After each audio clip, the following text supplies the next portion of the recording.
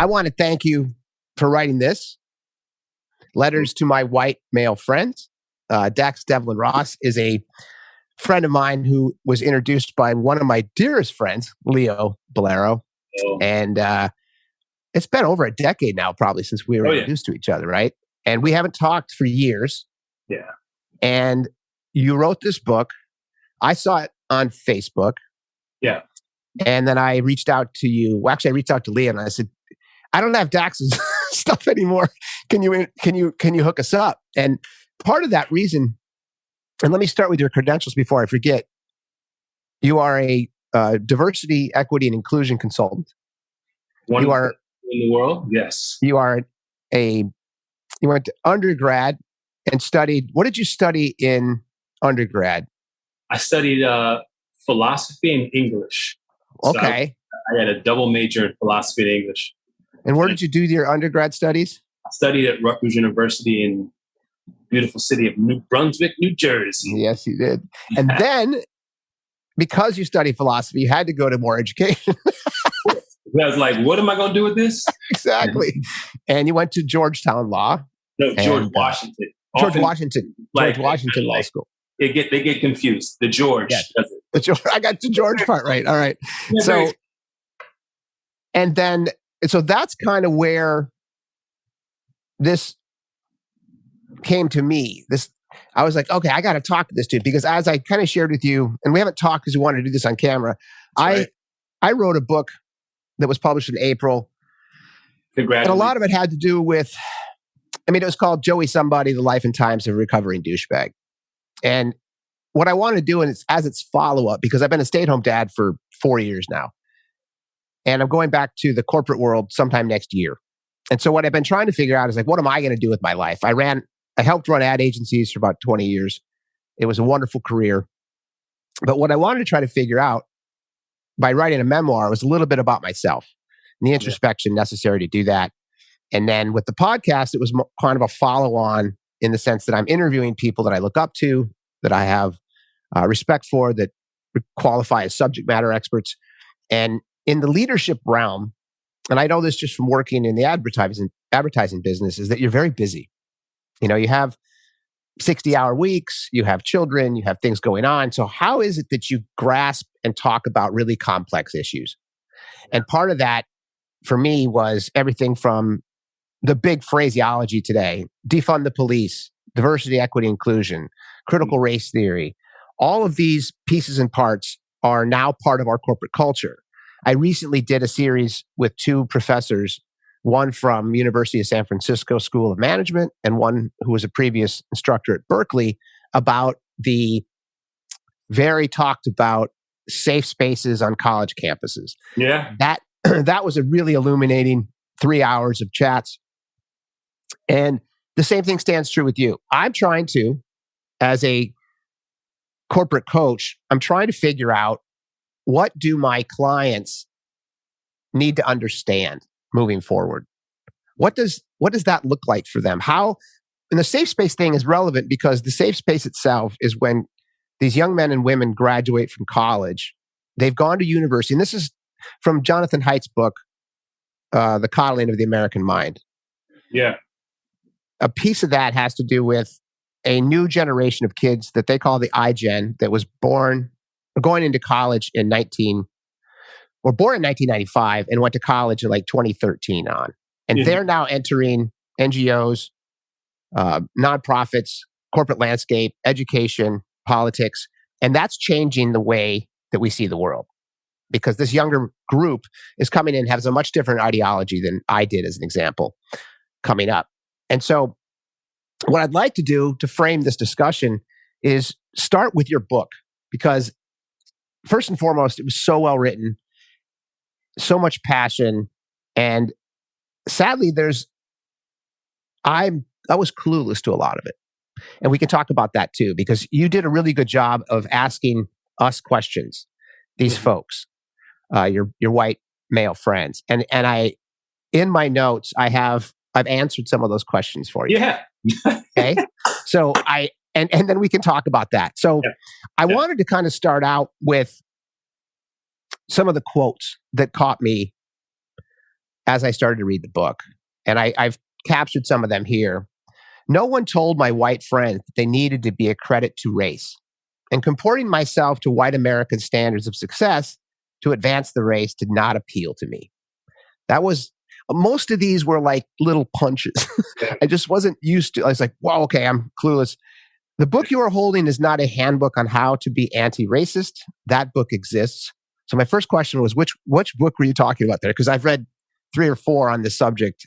What did you have a specific book or many books? I think that there's many books. I think there's definitely many books in that fall into that category, and that's not in any way to demean those. I think there's a huge. No, right. Some might argue that mine still does that, but I think I was trying to engage in a slightly different project, at least from my lens. But that's an important observation and question. Nevertheless, I appreciate that being lifted out. Yeah, no problem. Because that was I have read a lot of Ta-Nehisi Coates. Historically, James Baldwin, probably the most prolific writer for me that I've studied, just because his prose was so beautiful, and he really captured No Name in the Street. It's amazing. Yeah, like No Name in the Street is amazing. It's amazing. Yeah, just those types of things. Historically, I understood, and I read those previous to this homework, but I reread them after I started studying about critical race theory, because specifically.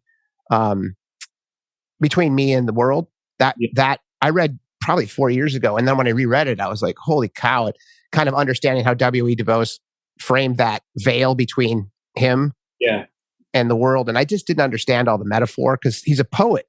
So there was a lot of things that were woven into his text that I thought were actually beautiful. And we can talk about some of that in a bit. I write the letters herein to my white male friends because you are everyone's target, but no one's focus. You and I both know that you hold immense power, wealth, and status in our society. That power strikes fear and invokes intimidation. Obviously, that's a really big theme, within your book. Yeah. And then here's some of the questions, and there's many of them, but are you prepared to deconstruct the citadels that have granted you power, privilege, and authority? Yeah. Yes. My answer there.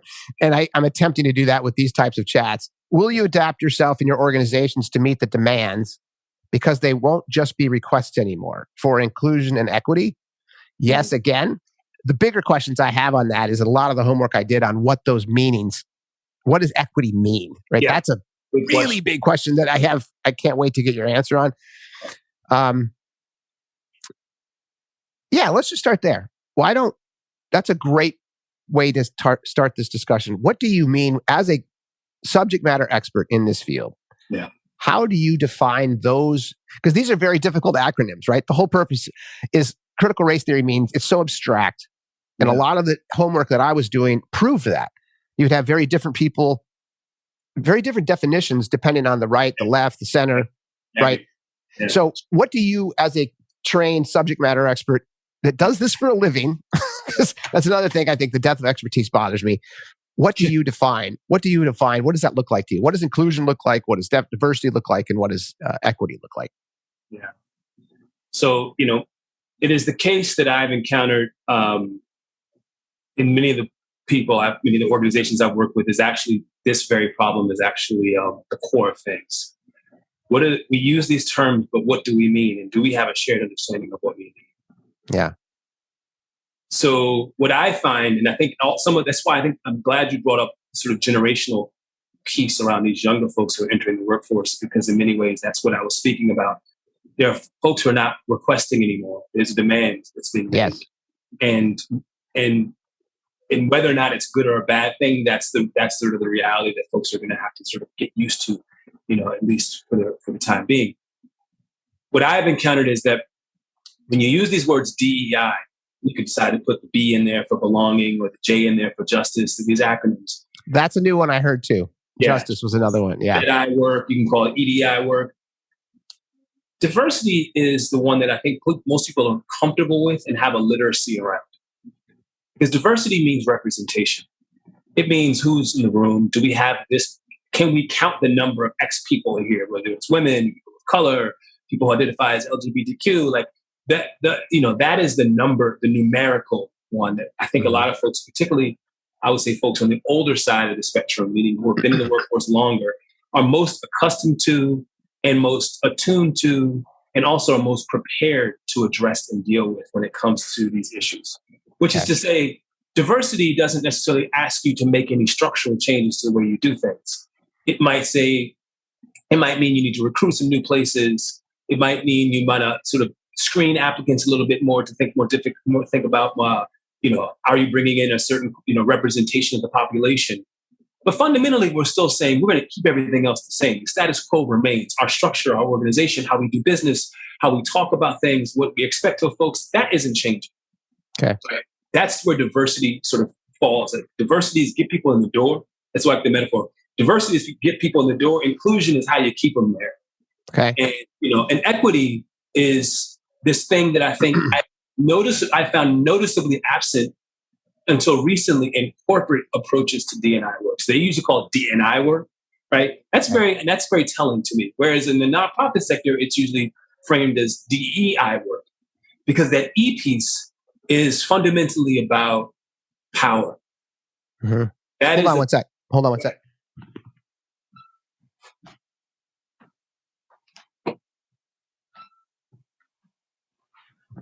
Okay, I'm back.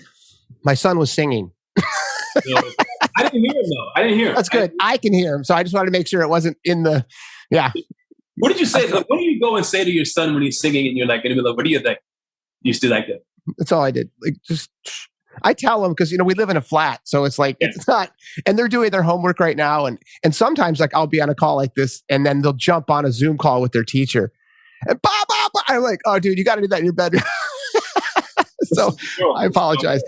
Yeah, so the D&I thing without the E. See, this is another exact question. Like, there's differences even within your own consultancy, right? Not yours, but I mean the group at large. There are different people. There are folks who are focused around different parts of that work, and that's why it's really important for anybody who's seeking out a support subject matter expert consultant to know what that person's area of specialty is, what their focus is. Yeah. Because I think that up to now, we've been thinking of DEI work as a fungible good, as this sort of widget that you can just sort of pluck it off the shelf and kind of figure it out. And if it fails, then it's like the idea isn't that we didn't do something right internally; it's that this DEI work actually is ineffective or counterproductive. So I try to really get aligned with people at the very beginning. Like, what are you trying to achieve? Because for me, when I'm asking folks about are they interested in doing equity work, that is, when you're doing equity work, you're acknowledging that there is a history of histories of systems of oppression that have actually been structured into many of our systems, but also have produced many of the sort of the outcomes that we currently observe in our society.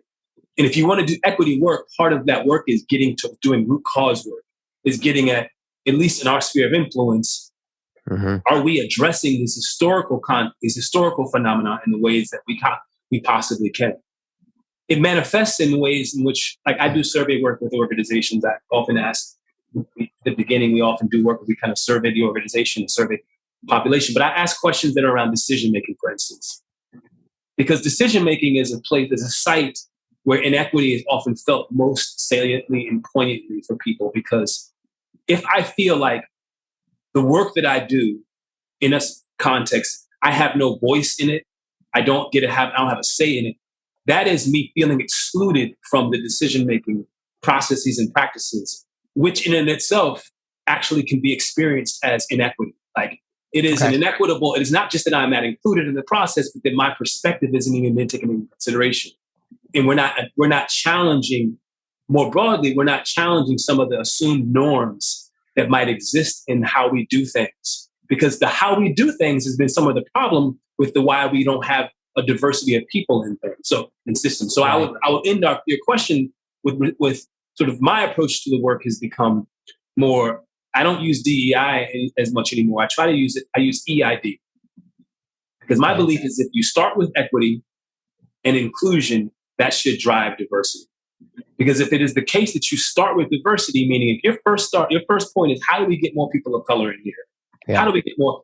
You will probably have some challenges because there's a reason why the folks aren't there. And it's not just because you didn't intentionally look to find them. Because I often find, and I even experienced this myself in workplaces, is this a workplace that actually is designed for me to thrive? Have people like me been part of how we construct this work environment?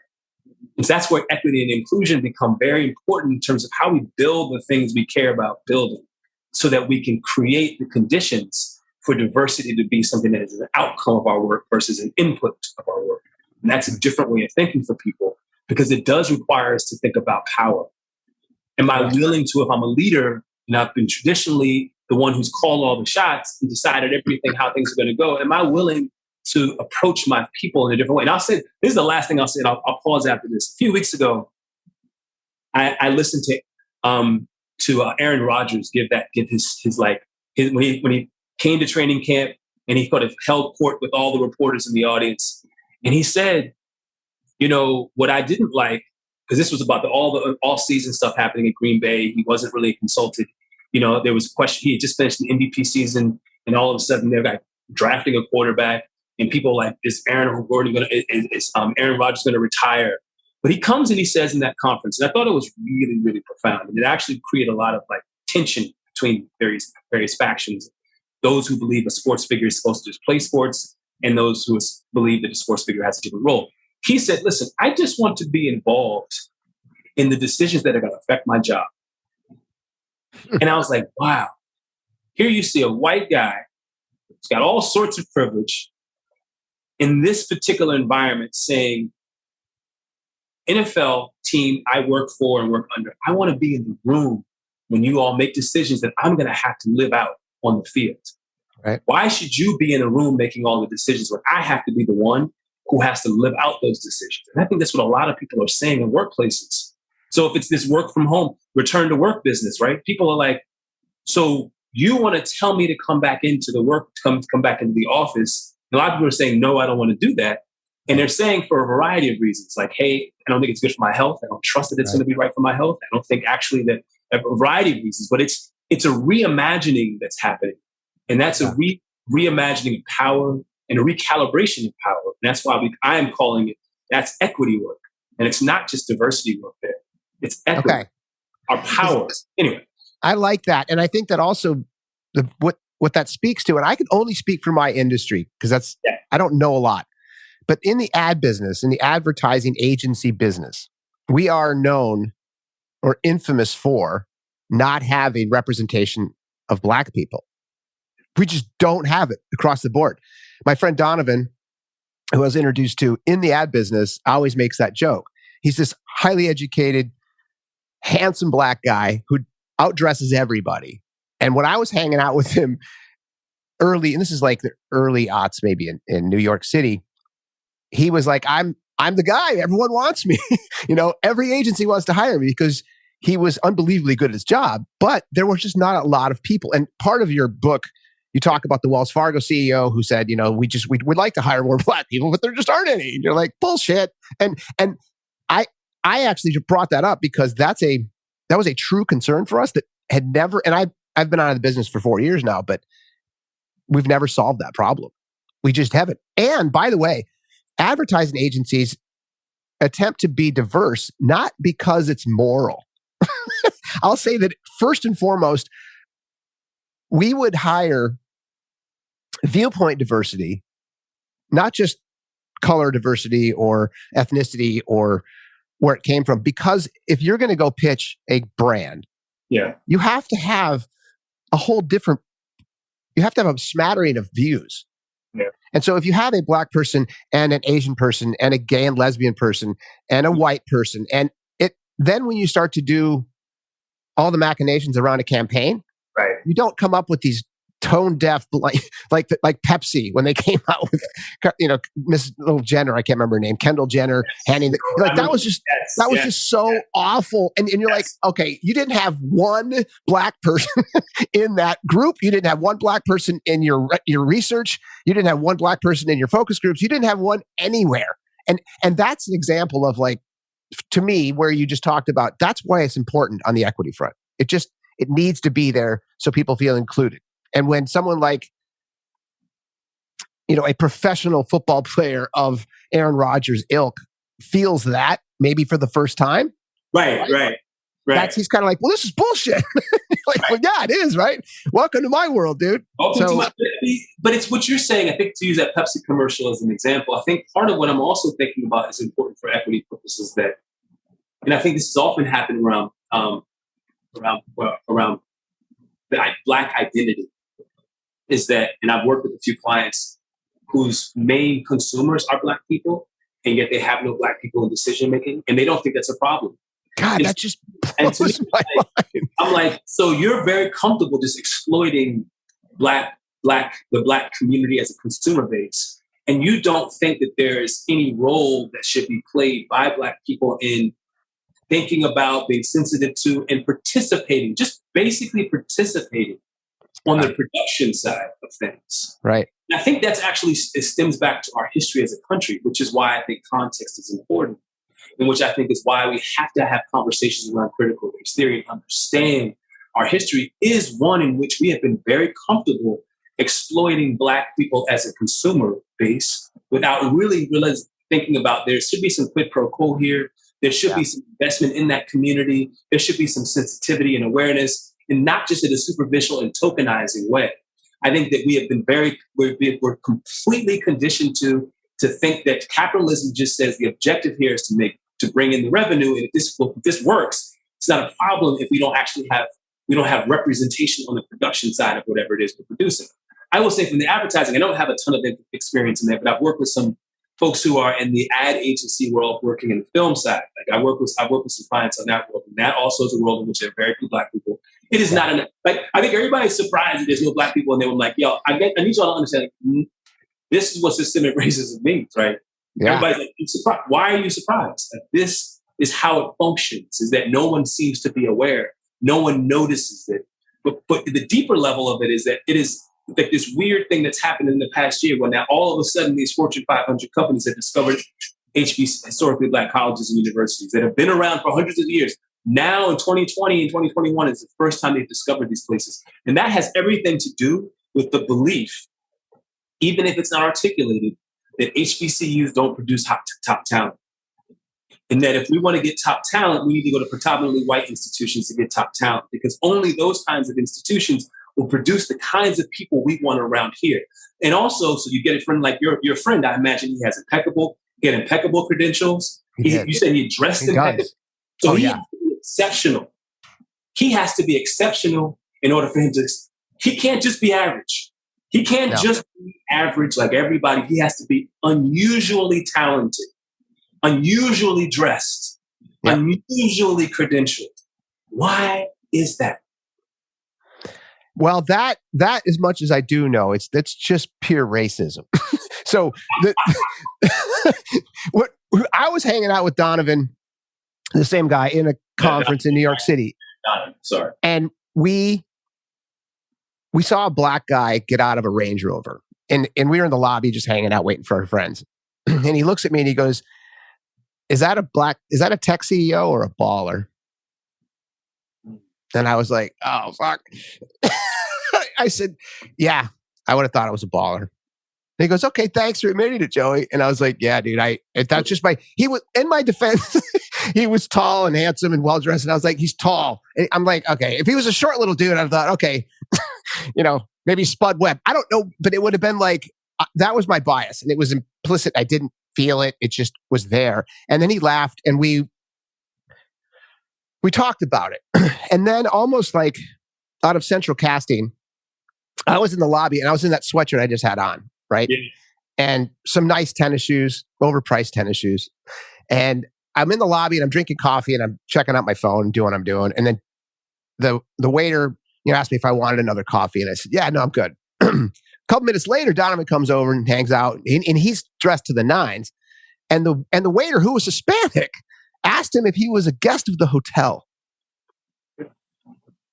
You noticed? And I was like, oh my God. I mean, so these are like, you asked me before, have I ever seen it happen? And I said no in my own answers here. But now when I think about it, because this just kind of happened in my brain, I've seen it.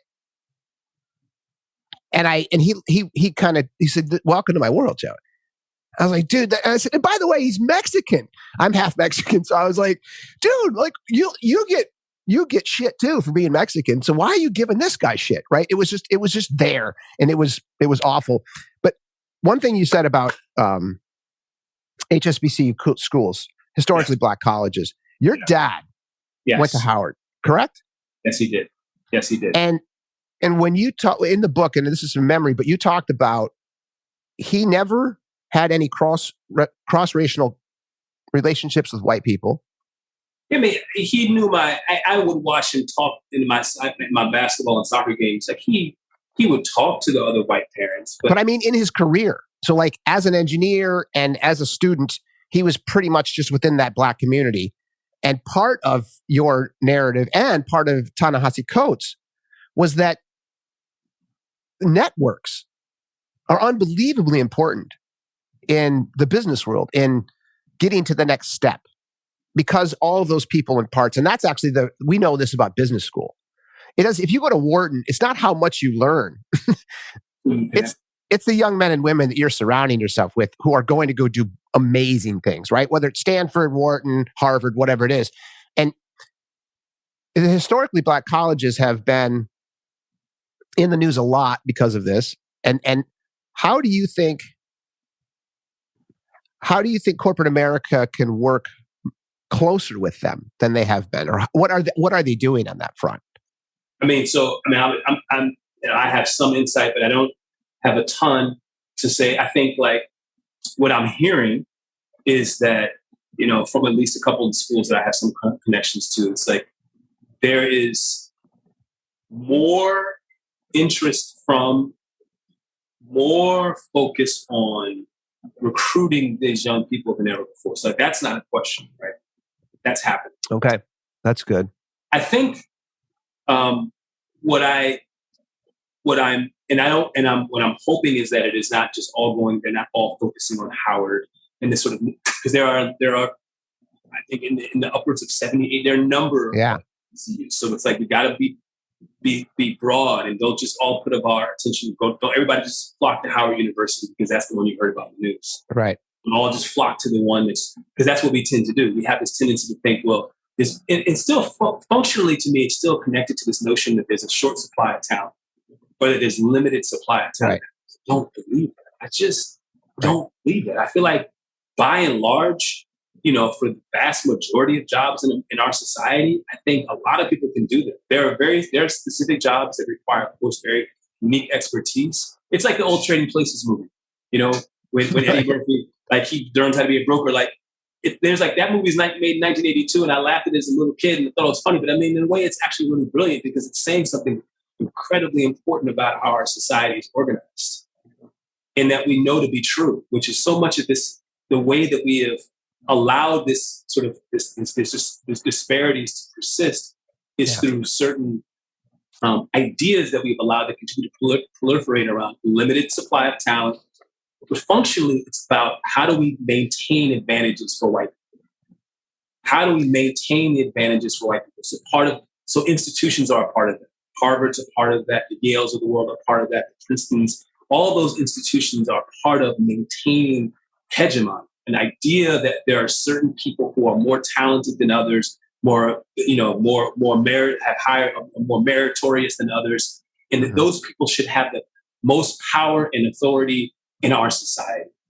If you look at the Atlantic magazine, you look at the President Biden's his team at the White, you see an over-representation of people who have attended these very elite colleges, which isn't to knock them, because they're amazing people and they've done great work. But it's what's happened though is that those institutions almost, if they serve a very important function of being sort of like a filtering system, so that companies don't have to think too deeply and don't have to look too hard.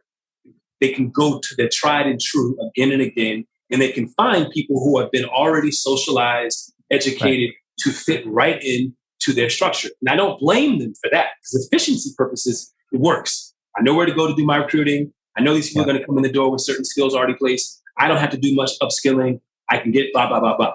But I think what it does do at the end of the day is it continues to exacerbate this challenge we're trying to address in our society, which is how do we disperse opportunity more and more equitably? How do we bring more people in and give more people an opportunity? And if we don't really think about how we're going to disrupt that stuff, then we're never going to really get to the heart of, what does it mean to really live in a just society? And that's hard work. And I know it's not easy to do. And I know there's a lot of anxiety for a parent who's like, I'm paying to send my kid to these. Like I went to Sidwell Friends. It costs $50,000 to go to send a kid to Sidwell Friends at this point. Parents are not paying, to your point, they're not paying strictly for an education there. They don't believe that necessarily the teachers are $50,000 worth more talented than the teacher in the public school. They believe that network is going to provide their young person opportunities they would not have in another place. And I get that. But what we're doing is participating in a cycle of inequality by doing that. And I know it's hard to think about each individual's decisions in that way, but each individual's decisions, they come together and they have a cumulative effect. Let's talk about Sidwell for a sec, because you just brought it up. You can educate the listeners. I have 17, by the way, so I don't want to blow your mind I don't want to scare you with how many people listen to my podcast, but I have 17 subscribers. I just got another one yesterday. So Sidwell, and I have a quote here. You wrote, Sidwell was a safe house where my dad could stash me until college. That was one of your quotes. Why don't you tell me about that school, how you got in, why your father wanted you there, and your experience, because it was telling. I mean, it was, So tell us about Sidwell and what that means to you and what it meant to your dad. Yeah. And I always start by saying, listen, I have deep love for Sidwell. I've done some work with them. I've been connected with the community over the past year. It's gone through, and it's unlike a lot of institutions, it's been willing to take a hard look at itself and really be open to the sort of critical feedback that students and alum like myself are providing, and embrace that and really want to do better. And as a matter of fact, in many ways, they are doing better. And I just want to put that out there. So, when I'm growing up in DC, Washington, DC, there are a number of independent schools, like in any city, there's a number of independent schools that are regarded as sort of places where you might send your child if you have the affluence to do so, or maybe there's a tuition support and financial assistance. But these institutions there's like a loose confederation of schools that kind of are connected, and they end up being, breeding grounds for people who are, going to elevate into positions of local, regional, and national authority. There are currently 2 Supreme Court justices, I believe, actually I know to be true, who are graduates of Georgetown Prep, which is a nearby and adjacent school to Sidwell. Georgetown Preparatory School is a school played in the same conference as Sidwell. Like, you despise them because in your little world you hate anybody who's. But in the broader world, you understand that they're kind of like if you were to meet a person from that school out in the world, you'd be like, we kind of know. I know your story, you know mine. Yeah. But it's telling that 2 Supreme Court justices can trace their education back to a school like Georgetown Prep, or that Sidwell is a school that the Clintons and the Obamas sent their children to. Because so it's that kind of school where people do that, send their children there. My father, I don't know if it was specifically because at that time, Sidwell, I think it's become more of a prestige thing. At that time, when I was growing up, Sidwell was perceived as the independent school that was a little bit different because it was a Quaker school, and it was a little crunchy, meaning like, it was like kind of like, you'd spend time in the woods, you call your teachers by the first name. It was like a little bit of a Emersonian experiment, or kind of John Dewey, sort of school that's designed to do this stimulation of critical and independent thinking. So my dad, he'd always seen himself in that light anyway. Like, I think he would have, if he had his own druthers and he had come up in a different time in America, he would have probably made very different choices about how his life showed up. He happened to come up, he was the first person in his family to go to college. So being an engineer was a very practical decision for him, as a way to make a living, to do something that had meaningful and use in society and purpose in society. He was good at that. So that was why he did it. But I think if he had his druthers, he'd have been an artist. And I was just going to ask, did he do it because he loved it, or do it because he knew how he could support a family? So he could support a family. And I think good enough at it that he could do that. But he also wanted to be. He was he had a mind that wanted to do other things. But his time period, that wasn't really available to him. And I don't think he would have seen that as a responsible decision. But I think when I came along, he had the resources to do something, to make a different choice. There were people in our neighborhood, other Black families in our neighborhood, who would also send their children to Sidwell. And he also recognized that Washington, D.C. at that time was being overrun by crack, cocaine. Right. It's a very, very real thing. The late 80s in D.C. were a very dangerous time for a young kid of color, a young Black kid. I have friends who, my buddy Paul Simmons, I'll never forget, this kid was 15 years old. He got stabbed at a party. He was one of my best friends. Got stabbed, died. My friend Weenie got killed, murdered, and then burned to death. Like, this is a kid I used to hang out on the weekends with. This is my boy. This isn't just like some dude I kind of knew. Right. This is my best friend in my best friend in childhood. A middle class kid who decided he wanted to be a drug dealer because of peer pressure, and ends up being shot in the back twice when he's 18 years old and is never able to fully walk again. And then he ends up spending the next 25 years of his life. And I believe he's still actually in and out of jail. I know he is, because I had to cut him out of my life because he was putting me in too many dangerous situations. And I love this man. This is my homie. Yeah. But his life was completely derailed. And my father had the wherewithal to think of and to put me in a position to go to a school that would put me in a protected space, because Sidwell was in the right zip code. Yeah. And I would be surrounded by white kids who he knew would put me in a protective space. So yes, there was going to be challenges that I had to navigate there.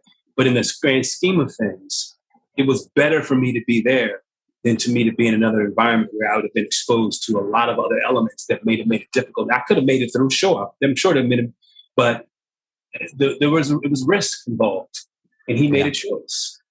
And I'm appreciative of that choice. My life is a testament to that choice, but it was a choice that also created some different unforeseeable hardships that he couldn't have known about. Well, that we can talk about. There's a couple that I gleaned from this. One paragraph, you said, I was a huge Marvel Comics nerd. So to me, it felt as if I'd entered Professor Xavier's school for gifted youngsters. If you recall, the diversity aim of the moment was a melting pot. It's one of the terms that the 80s and 90s, tolerance being another, that have since been discredited, abandoned, and replaced with woke updates. Yeah. So a couple things there. I love Marvel. So anything that mentions Marvel, I'm like, oh, it's fantastic. My kids love it. I think that there's a lot of wonderful metaphor within Marvel comics, right? But what I didn't get, what did you mean by woke updates? What does that mean to you? You can't use the word in serious conversation. You can't use the word tolerance anymore, because what does it mean to tolerate? Oh, so you're going to just tolerate me now? Oh, you're tolerant of me. Okay. Oh, thank you for being tolerant of me. Melting pot. Oh, so we're just going to all melt into whose pot? Whose pot are we melting into? Okay. Who gets to define what this pot is? And what does this melting require of me? Does it require me to give up parts of attributes of my culture?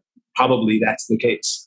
Multiculturalism is a very nice way of forgive the term, it's kind of a whitewashing of what the civil rights movement was really trying to do. Like, multiculturalism is like a celebration of all the different ways in which we show up in the world, which in one way is great, but if it's always at the expense of people of color, meaning my multiculturalism means I have to blend into, what has been defined by, and who is, to blend into an environment that white people are constantly defining the rules of engagement around. Mm-hmm. That's not multiculturalism to me, actually, right? It's still a culture. It's like the acceptable parts of my culture get to fit in. So when you think about like rap music, for instance, like in the 90s, like there was a certain kind of rap music that could be acceptable, right? It was the main NWA was not. Not part of it. Right. Revisionist history now, NWA is the greatest thing ever. People all want to be about NWA. Exactly. But it's a powerful thing. At the time, it was not. Oh, no. Albums banned. Yeah, it was banned. Ice-T is, he's a sort of beloved, caricature of himself in some ways, but he's a beloved character. But at the time, when he's talking about, like, when he had Body Count as an album, Body Count, he's talking about, killing cops. Like, that was not something that was palatable by the mainstream. So it's a recognition that our language has evolved and it will continue to evolve. I have my colleagues now, we have a terms document that we use and we're constantly having to update it because new terms are constantly being added. Yes. In the terms that seem, even the word woke, people don't even use the word woke anymore. You use the word, now it's a pejorative. So, And it can go. And by the way, that is part of, just to be clear with everyone all my 17 listeners, is that there's 8% fringe on the left that drive me crazy. Yeah. And then there's the 8% that stormed the Capitol on January 6th. Yeah. I don't think I have no more patience for either of those folks. So I try to at least talk to the 85% of us out there that is like, okay, can we just learn? Can we ask questions? Can we be open-minded? And that's where, and I'll get into the woke pejorative comment later, because they're hurting the overall cause for so many reasons. But one thing you have here that really surprised me about your experience at Sidwell was the soup kitchen volunteer experience. Oh yeah. Yeah. And I'll just read this because your prose is wonderful. So none of us had any education on job discrimination, housing discrimination, the cycle of poverty, or the mental health crises. No one told us in the preceding years that Ronald Reagan had cut funding for low-income housing, job programs, and mental health institutions, all resulting in a massive rise in homelessness that he once had the temerity to say was by choice. And then he created the fiction of the Black welfare queen. That's a big piece of our history that no one talked. Well, actually, it is often talked about as far as the mental institutions and cutting funding. And that's what took place with this just maelstrom of sadness and homelessness and people that should not be on the street. But I think the bigger piece that hit me was that when you guys went to the soup kitchens as part of your Sidwell experience, you said that as a child, seeing my people in such a vulnerable and exposed condition in front of my classmates was embarrassing. Yeah. So talk about that for me, because this hit hard too. Yeah, it produces incredible amount of shame. Mm-hmm. Because it's not like I'm going to your community and seeing people who look like you in such a vulnerable position. So what's happening is, we're being structured to understand that the problem is in our society one that our job as the privileged few is to solve for these huddled masses who in many ways are reeling from a society that has decided it no longer believes that it should create the supports, stimulate the programs, fund the programs that are required in many ways to allow a society that's built around capitalism to function. I mean, I learned back when I was in college that one of the things that capitalism requires is a reserve army of labor. You need to have people on the sidelines to keep the people who are working feeling as though they can't leave their job, because if they do, then somebody else will come in and take it. That is fundamental. Like, you can call me a Marxist for saying that or not, but that is actually how, in many ways, if you look at scab, you look at the history of strikes in this country, you find scab labor in order to keep the factory running. And so there's always this tension that exists in our society where we need to keep unemployment low, but not zero. Because if it's full employment, then we have a problem, because workers will have too much power, right? We can't, and people in charge don't want workers to have too much power. And that's partly this thing we're seeing right now. Like, there is a real, like, I keep talking about everywhere I go, like, this whole idea of the Great Resignation is powerful, man. Like, you got millions of jobs that are being posted right now across the country that people cannot fill. Right. So that's aside from the point. But back to the point that you were raising around what I was experiencing and observing, as you're 13, 12 years old and you're going on these community service trips. And for me, you got to keep in mind, as I talk about in the book, I grew up in a very Black middle class neighborhood, and I grew up believing, I grew up in a time in this little blip, I think, this little brief moment in American history in which, and in a neighborhood in which the families there, the Black, white families that were there, had tacitly agreed that we're going to try this thing out. Mm-hmm. We're going to try this thing called integration out. Because I didn't grow up in my neighborhood believing that I grew up believing that those grainy images that I saw of the civil rights movement were 100 years earlier. You couldn't tell me that it had only been a decade or 15 years earlier that that's what the America that we were living in. Because the America I experienced as a kid was, I'm going to my friends' houses, and my white friends' houses, we're hanging out all night. There isn't a sense of these things. But then when I get to Sidwell, I see this very kind of intentional focus around service and us understanding our role as stewards of society. And so we're going to go to these communities that happen to also be Black communities in DC, and we're going to provide help for them, which is in and of itself not a bad thing, but you need context. And that you guys didn't have as kids. And I think another thing for me that I didn't have context to, because Reagan, I think, again, as I mentioned it, that was pretty public. Yeah. What he did and why he did it. What I didn't get, the African-American poverty rate nearly halved 58% to 30% between 1959 and 1975. This is from your book. Okay. Okay. The year you were born. Yeah. Similarly, the U.S. Department of Labor found that between 1974 and 1980, business contracting with the government raised minority employment by 20%. So we were actually going in the right direction, right? We were making progress. Well, and I even point out that there's a report that actually indicated as much, that Ronald Reagan snuffed out because he couldn't let it get out because it would be too much in conflict with his agenda. His agenda was to dismantle his agenda was to dismantle the Great Society programs that it established in the 1960s. His agenda was to promote the private sector at the expense of public good. And that is why I find it so problematic when I encounter people who herald this person as such a hero, because I'm like, you're not seeing what I see. I see a different agenda, and that agenda was very much directed towards dismantling the civil rights gains that benefited families like my own.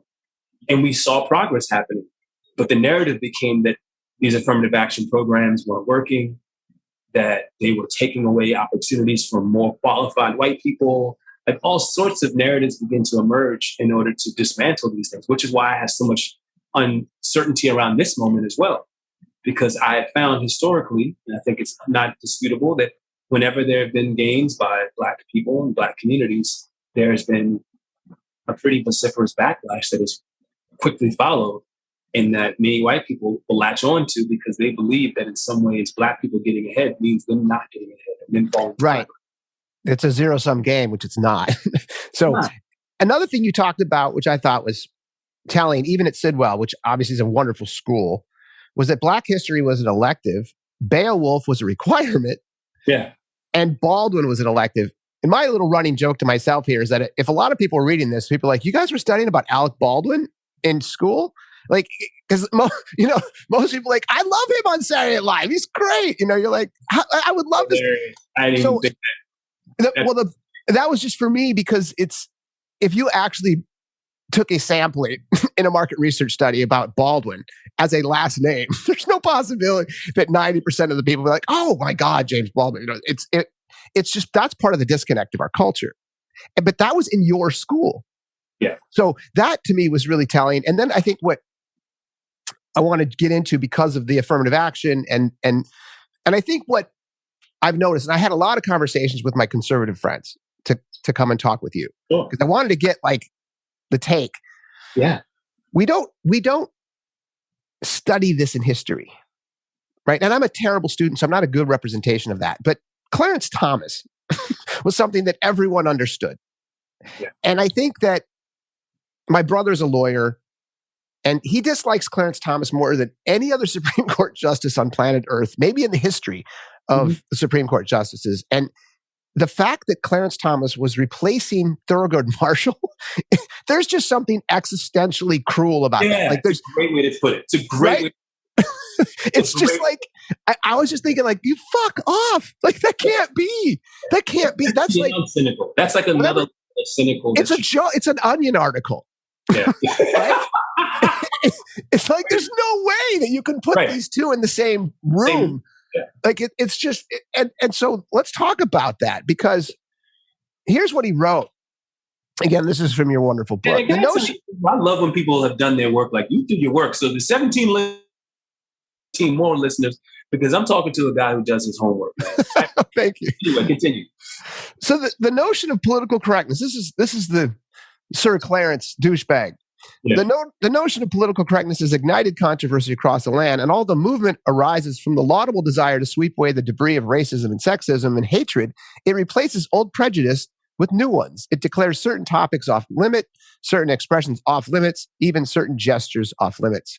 And you talk about this somewhere else. I don't have it in front of me. Well, that But was the George. difference, I was talking about that relative to George H.W. because George yes, W. delivers a speech that's a speech he delivers to the graduating the class. commencement address. Yeah, Yeah. sorry, that was W. Yes. Yes. And so the affirmative action piece with Clarence Thomas, talk a little bit about how much damage that did specifically, because even my friends on the right talk about that, Yeah. where he himself disagrees, and Thomas Sowell, and people like that, where you're like these really powerful Black thinkers. John McHorton is another guy right now that, Yeah. Further. totally, Yeah. like when you have these Black intellectuals coming out and poo-pooing affirmative action and things like that's powerful, because it gives cover.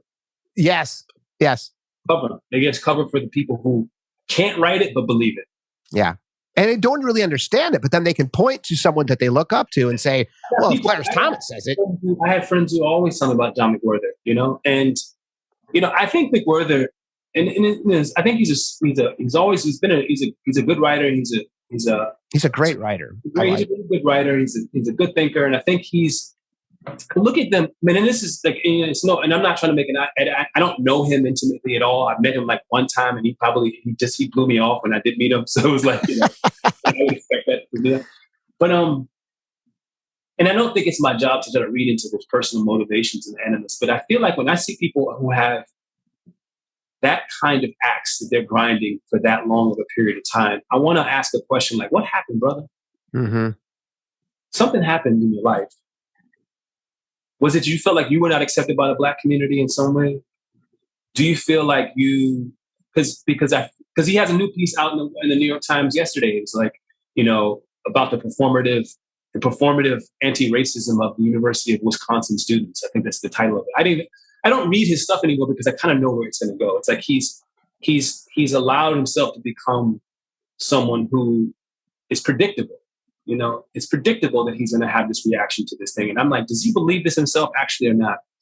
But to go back to the Thomas Sowell's, and the thing is, I often find that some of my really intelligent friends who, might not call themselves conservatives, but might lean more on that socially conservative, but socially liberal, but fiscally conservative, cop out. I call it like that's just, anyway, whatever. But I find that is, they point to Thomas Sowell and then they point to their credentials, right? They're like, well, Thomas Sowell is a professor at this place. And Tom McWhorter, and I'm like, so that's part of what I'm getting at.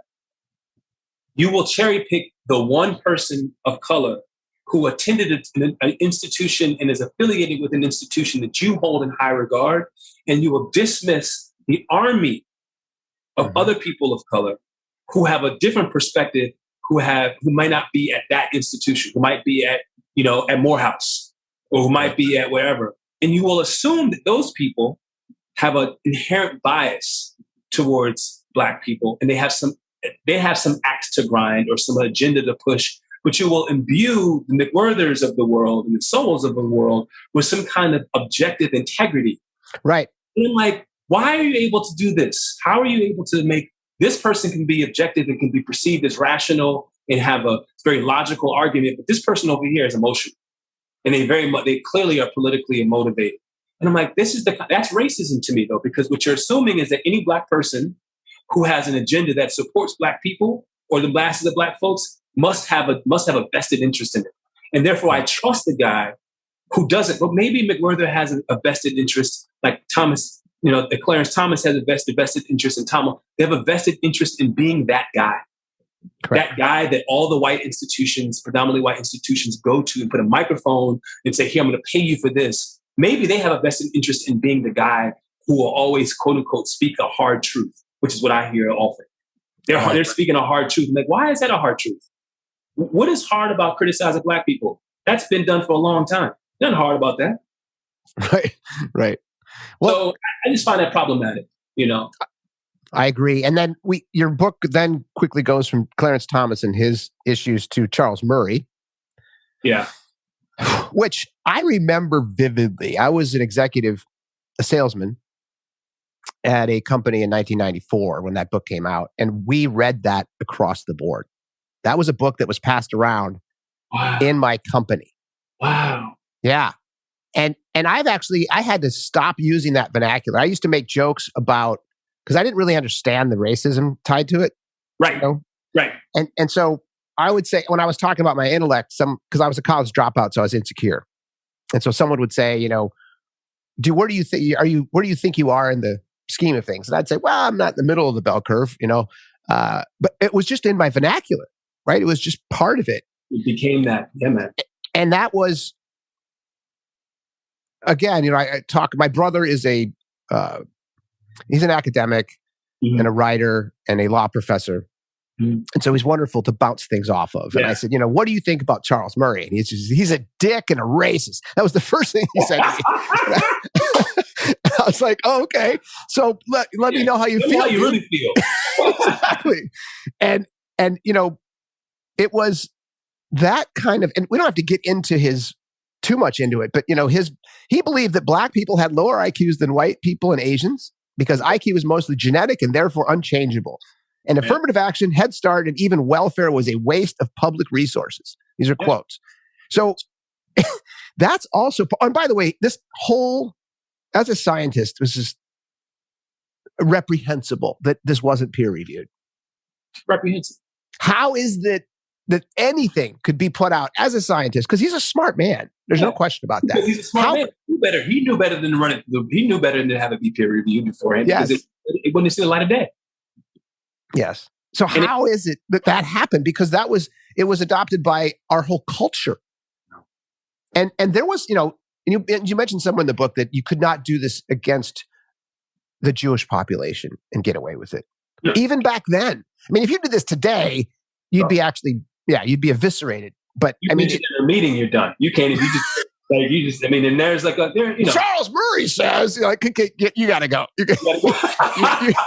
You got to go. There's the door right there. Yeah. And it's unfortunate because I think you're right. I think, later in his career, I read a piece that Charles Murray did around, he did some work later on, and I think not that long ago, talking about like careers and how some of what we've done in our society, we've imbued people with a sense that everyone should be, a white collar professional. Right. It actually works against the interests of people who would probably both make more money and be better off if they chose different career paths, and that we directed them in different ways. It's an argument almost for vocational or education as a thing that we bring back. The problem, I think, is that what happens is that in our society, that would never happen as a pure function, as a pure exercise. Race would get layered into it. And we would see that vocational schools would probably be built in certain communities and they would not be built in certain communities. We would only direct certain people to those kinds of. So that's the problem I find with someone like him, is that he's not fully embracing and honestly engaging with our history in the ways in which that history continues to weave itself into our society. So in the abstract, he might be making an argument that he believes to be, not one that is, that is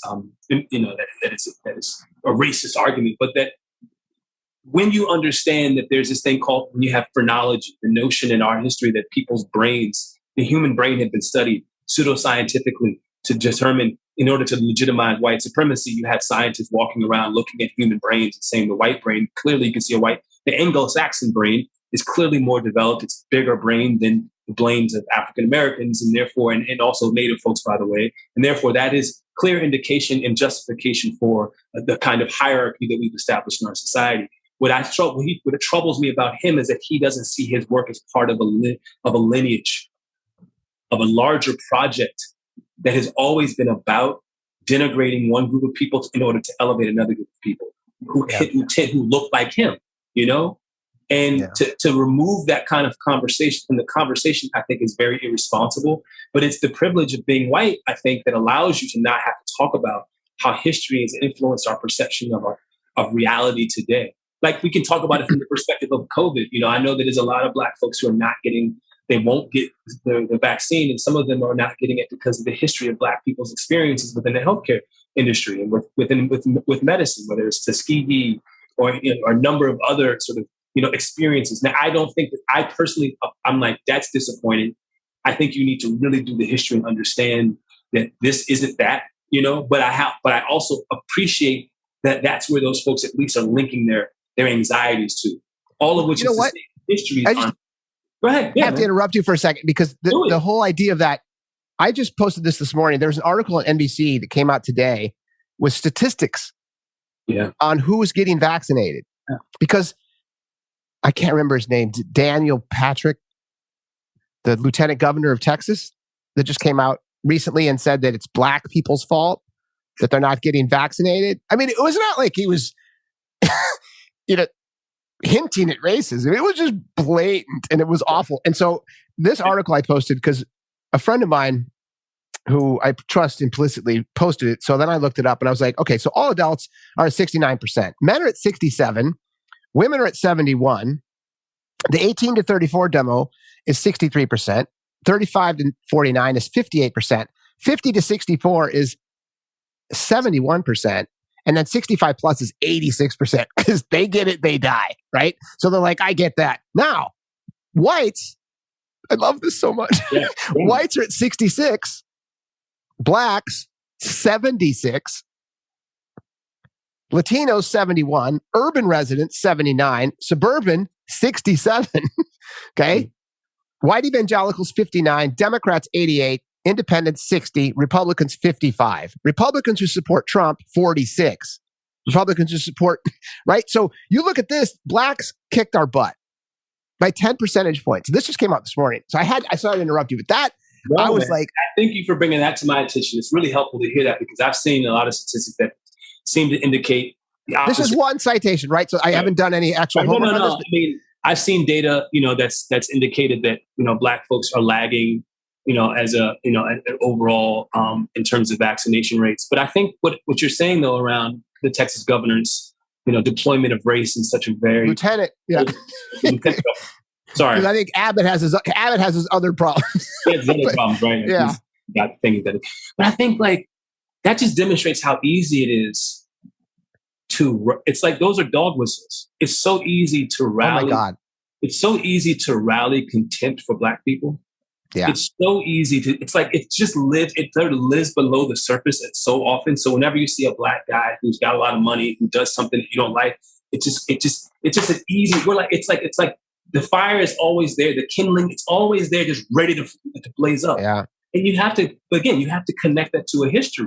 You have to connect it to a history that is around sexuality and sexualization, to violence, to the notion of insubordinate black slaves. You have to deal with all of that is still baked into this idea of who we are, how we show up, our role, how we fuck things up for everything. All this shit. Yeah. And we don't. There's a whole counter narrative which is way more powerful, like Civil War. All of us black folks walking off of plantations to join the war. And if they had not done so, there's a very good case to be made that the North would have not won the Civil War. World War II, every single war in America, we lining up to be part of the, to go out there and be cannon fodder for a society, for the country that has never really given us love. And you tell us we're still not patriotic. It's powerful, man. Or that we're not. Well, that's actually part of why this book is powerful, why my own homework on this is powerful, is because it's so ingrained. And a lot of the questions that I'll get to, I know we have 50 minutes left. I have 25 pages of notes. Went quick, didn't it? But the whole, I wanted to talk about your experience in South Africa because it was the first time you felt privileged. Yeah. Which I thought was really intriguing. You want to talk about that for a couple of minutes? I could argue that earlier in my life, I had known, like I think I write about when I was 14 and I played basketball in the neighborhood, and I was playing and I was going downtown to play in the hood, if you will, and I recognized my dad's picking me up in his Mercedes. It was a Mercedes station wagon. Let's not act like we're not going to glorify, but he was picking up Mercedes, and my friends in the basketball team, their dads were not present at all. And in many ways, my friends on that team at that time, they had some understandable contempt for me. Because here I am, this kid who both goes to this private school, his dad is in his life, and I'm like, I would feel the same way, honestly. I would feel the same way. I don't know if I did not understand that as a concept called privilege because I hadn't done my own sort of learning in order to kind of get a sense of it. But when I go to South Africa, and that's why I think traveling is so important. It's so important to get out of your context. And to your point around the 8% on the liberal, on the left side of it, who you kind of find intolerable, I think this is also why part of what I'm trying to do when I write these kinds of stories, specifically the kind of vignettes, is to remove the sense that I might be in that category for you, because I have some sense of self-reflection around how I think as well. So when I'm in South Africa, recognizing that having a U.S. passport and having U.S. currency in a society that has just undergone, when I arrived, is still undergoing the unraveling of its own racist history, such that I am allowed to benefit in ways that none of the people who look like me are able to benefit there. That is a jarring moment. Other Black people I am surrounded by are living through and still living through abject poverty and oppression in shanty towns. I am on luxury bus riding through their town, stopping and buying some trinkets, going to nice dinners, meeting with Supreme Court justices because I'm a law student, able to get into the various venues that I want to go in. All of these things, I am like living like a, not a prince, I mean like an earl or a duke. Duke, yeah.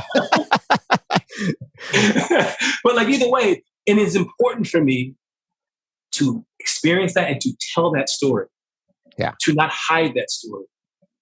Because I think that's what happens is so many of us deal with shame around privilege, shame around with that, because we don't want to be perceived as that guy or that person. In our country, we have this unusual relationship with aristocracy anyway, right? Like we're both obsessed with the United Kingdom and their sort of royal family, and yet we detest the notion of that kind of thing existing here. And yet we're constantly elevating celebrities to the sort of status of sort of the aristocracy, and we do love generational. We're schizophrenic around that stuff. But I think in our personal lives, people like to identify themselves as of the people. No one wants to really not name the fact that they are possibly someone who directly benefits from the way stuff is. And so I wanted to, in my story, say, listen, this was a very clear moment in my life where I recognized I have privilege here, tremendous privilege. If something goes down, I have empire behind me to support me in the form of a passport that allows me to navigate this world and this space that my people who even live here don't have. Right. And I like that too about your writing, because and that's just historical negotiation tactics. I'm a salesman. I spent my whole life in business development, part of which is just admitting your shit. Right. So like for you, and you're like, yeah, that makes everything else you read credible. So it's like you actually disarm the reader because you're not judging him. And that is where the left is going crazy. Or just you're a racist, and that's you can't open up a dialogue. You're done. Like, hey, Joey, you're racist. You're like, oh, fuck. Okay. But part of the problem, which we're getting to, and again, I'm not going to get through all of this because you had so much wonderful content. You have a small list. When you were hired in 2011, you were hired to write an article about politics in the DC area and how it shaped your community and how the gentrification was part of the plan, which was, right? The plan itself was, and it has a Wikipedia page. Yeah. So give me a 30-second explanation of the plan, and then I'll continue. So it was this idea that because DC became predominantly Black, particularly after the 1960s, the result of white flight, Montgomery County, PG County, all these counties around here are very well-to-do counties, Northern Virginia included. That has a lot to do with the very porous nature of DC. There aren't, unlike in a place like New York or even like San Francisco, there's no toll to enter and exit DC. So, and then it's also a state that it's not a state. So therefore, its ability to tax people, even from, who work in the city, is very minimal. It's very crippled. It's a structurally crippled place, it's a district. So what it meant was that you saw white flight happen in the 1960s. DC becomes a predominantly Black city. And then you have this anxiety that exists within Black communities in that city that white people want to take the city back. And there's a plan to do so. And so the plan actually is something that's passed by word of mouth. No one really, it's not like officially written in a lot of places, but it's understanding, unlike others that exist in communities that have been oppressed, that the oppressor is out to get us in some way, shape, or form. And you can find other pieces of evidence that that will corroborate that for you in the history of our society and say that, listen, the dispossession of Native peoples in our country is a very clear evidence of how valuable land is and what lengths we will go to to remove people from there, to separate people from their land so that we can do what we want to do with it as a society. So here in DC, gentrification begins in earnest in the late 1990s. And that's when you see a palpable rise in this anxiety around what's going to happen to the city. And it is the most recent census that came out last week. I think the population is now completely split. I think 46% white, 46% black, and then there's like 12 or 13% Hispanic, people who identify as non-white Hispanic. And then there's a smaller percentage of folks who identify as biracial and Asian. So I want to sort of acknowledge that. Point of the matter is that the city is no longer called Chocolate City anymore. So it actually has corroborated what people already believed. And I can tell you from my own experience that I moved back to DC this past November. I had not lived in DC for 20 years. My wife and I were fortunate enough to buy a house. And the lengths that we had to go through in order to get the house, the anxiety that we felt in order to be able to get a house in DC because the competition is so stiff because people are coming in with cash offers. Right. To be able to, I had to write a letter to the previous owner saying, listen, I'm a guy from the city. I don't have maybe what you might be offered from other people. I'm going to take care of this house. I'm going to love this house. And we were able to get it. I like to believe that letter had something to do with why. But the reality is that it is very difficult because of the histories of wealth and wealth inequality for people of color to stay in a city like this now that it's become much more viable to live here and desirable as a place to be. And so my article was in many ways I was living in 2011, 2012. I was spending time looking at, population change and happening already. I was looking at a lot of demographic data, ACS survey data, talking to people in the community who were stressed out about this, who knew it was coming. And it was a sense of being displaced once again, pushed out once again. Yeah. And that's painful for people. And it's a really painful thing that happens when gentrification takes place that we don't like to talk about. We like to say people are angry or people are upset. No, it's not just that they're upset. But that's a big piece of the critical race theory in general is that, and this is what I think gets lost, is because, to your point, you didn't believe from your writings that there was a plan. You're like, I can't believe that because I understand that racism exists among individuals. And I'm like paraphrasing here. Yeah. I understand that racism exists among individuals. I just didn't want to or couldn't believe that it was systemic and part of the culture. And then you said, until I realized, and you made a small list. It was the Indian Removal Act of 1830, the annexation of 55% of Mexico in 1848, the forced taking of the Philippines, the forced taking of Puerto Rico, the forced taking of Hawaii, Japanese internment camps, the destruction of thriving Black communities in Tulsa, Oklahoma, the destruction of thriving Black communities in Rosewood, Florida, past and present day redlining, the abandonment of Black New Orleans during and after Hurricane Katrina, and predatory lending practices leading to subprime mortgages that wiped out billions of dollars of Black wealth. That was a short list, you said. Yeah. and so when you look at that, you're like, yeah. And this is, I think, a big problem with the critical race theory debate. Again, it's abstract. There's different meanings. Yeah. But if you start to read, and I think this is the biggest issue around education in general, is because I was so removed from all of this. And in most part, because my book, as I mentioned, I was unbelievably self-absorbed, right? Most of my life. And it was like me, like, how is this going to affect me? Right? Like, this decision gets me this, and this decision gets me that. It wasn't like I was worried about Black people or Hispanic people, or, I watched my mom get some shit. We grew up poor and she was Hispanic. And so people took advantage of her, but it wasn't anything like what I've been reading about, with specifically James Baldwin and Ta-Nehisi Coates and just authors in general that are helping me understand this. I mean, I was educated like most people around the civil rights movement and, John Lewis and all these wonderful people, but I didn't get the extent of that. And I think that's really where the disconnective piece is with critical race theory, is that there's a large percentage of our culture that wants to continue to say, I didn't have anything to do with that. Yeah. I don't want to be so, and I don't believe that it's changed. Yeah. No, that was 200 years ago. I think it's changed now. We have a Black president, former Black president. We have executive leaders in Black culture. And they're like, and that's the disconnect. And I think that when you, I have a really big wasp in my attic right now that it's all good. I'm going to go on and I'm going to Whack him. No, I almost got him. Continue. Let's go. You don't get him, he's going to get you, and they can sting more than once. Whoa, so remember that. I don't want to see you get attacked. You want to talk about apropos. He's probably like white supremacist walk. I know. Get him. Don't let him answer that question. Exactly. And then one piece to this, and this is a personal story, so it's anecdotal, but I don't think it's anecdotal in the grand scheme of things. And then before you tell the story, you asked a question at the end of the story.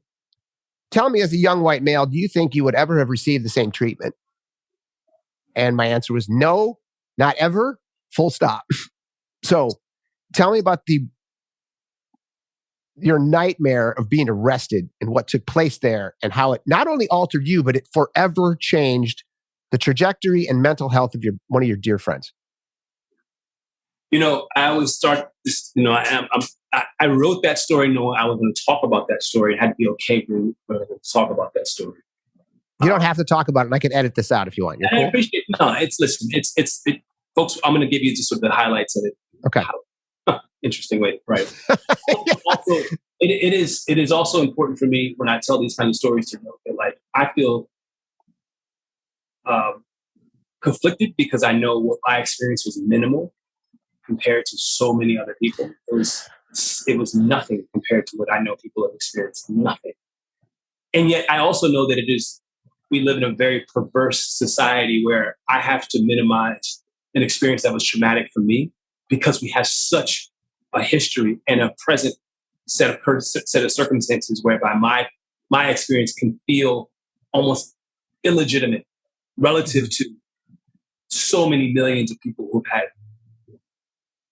really, really, really hard experience, bad experience, unjust experiences. So I'm in law school, entering my third year. And I was in Adams Morgan in DC, which is a neighborhood in DC, which is in the evenings, particularly on the weekends, a very active place, lots of foot traffic, people going to restaurants, going to clubs, out and about. And my buddy happens to jump on, he's also a law school student, rising third year student, he jumps on the scaffold, scaffold, simple thing, doesn't pull up, whatever. He gets down and there's already a cop there. I don't know where this cop came from. They must have been watching us already. Probably were. Yeah. Don't know why. He's 6'3", I'm 6'1". We're both around 200 some pounds. Perhaps that was what it was. They don't see us as think law. Going back to your earlier experience with your friend in the hotel, they didn't see, those are two law students right there. Right. So, just two big black men moving around, wondering what we were doing. So our bodies were already being policed in some way, shape, or form. Yeah. They tell us to get down on the ground. At that point, me being a law student who believes I just took criminal procedure. I just took criminal law. I haven't broken any laws. Cut the irony. You can't just, I'm not going to do that. And I'm asking, so for what reason? What have I done?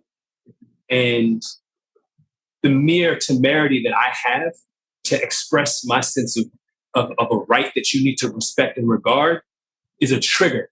And I see this happen all the time with cops. They are unable to process, particularly a black man, expressing his sense of having some kind of rights that need to be regarded and respected in an interaction with them. It just can't, it short circuits something. I've seen it happen multiple times. So, and this is with black cops, white cops, it doesn't matter. It is something about that institution of policing, which is why we talk about systemic racism existing in that institution, not just being about white cops. It isn't. Right. Because if you go through that assimilation process in there, you also come out of there having the condition to think that your job is to police black people. I'm sorry, man, I gotta get it. I can't let them do it. So the next thing I know is that we're surrounded by police. There's cop cars that descend on the scene. And this is a number of years ago, but I've written about it a couple of times. They descend on the scene. This is broad daylight. And it was during the day. This is daylight. This is still I thought it was night. Okay. This is like 6:37 on a Friday, late summer. So you can imagine not much different than now, like somewhat different than not much different than this moment we're living right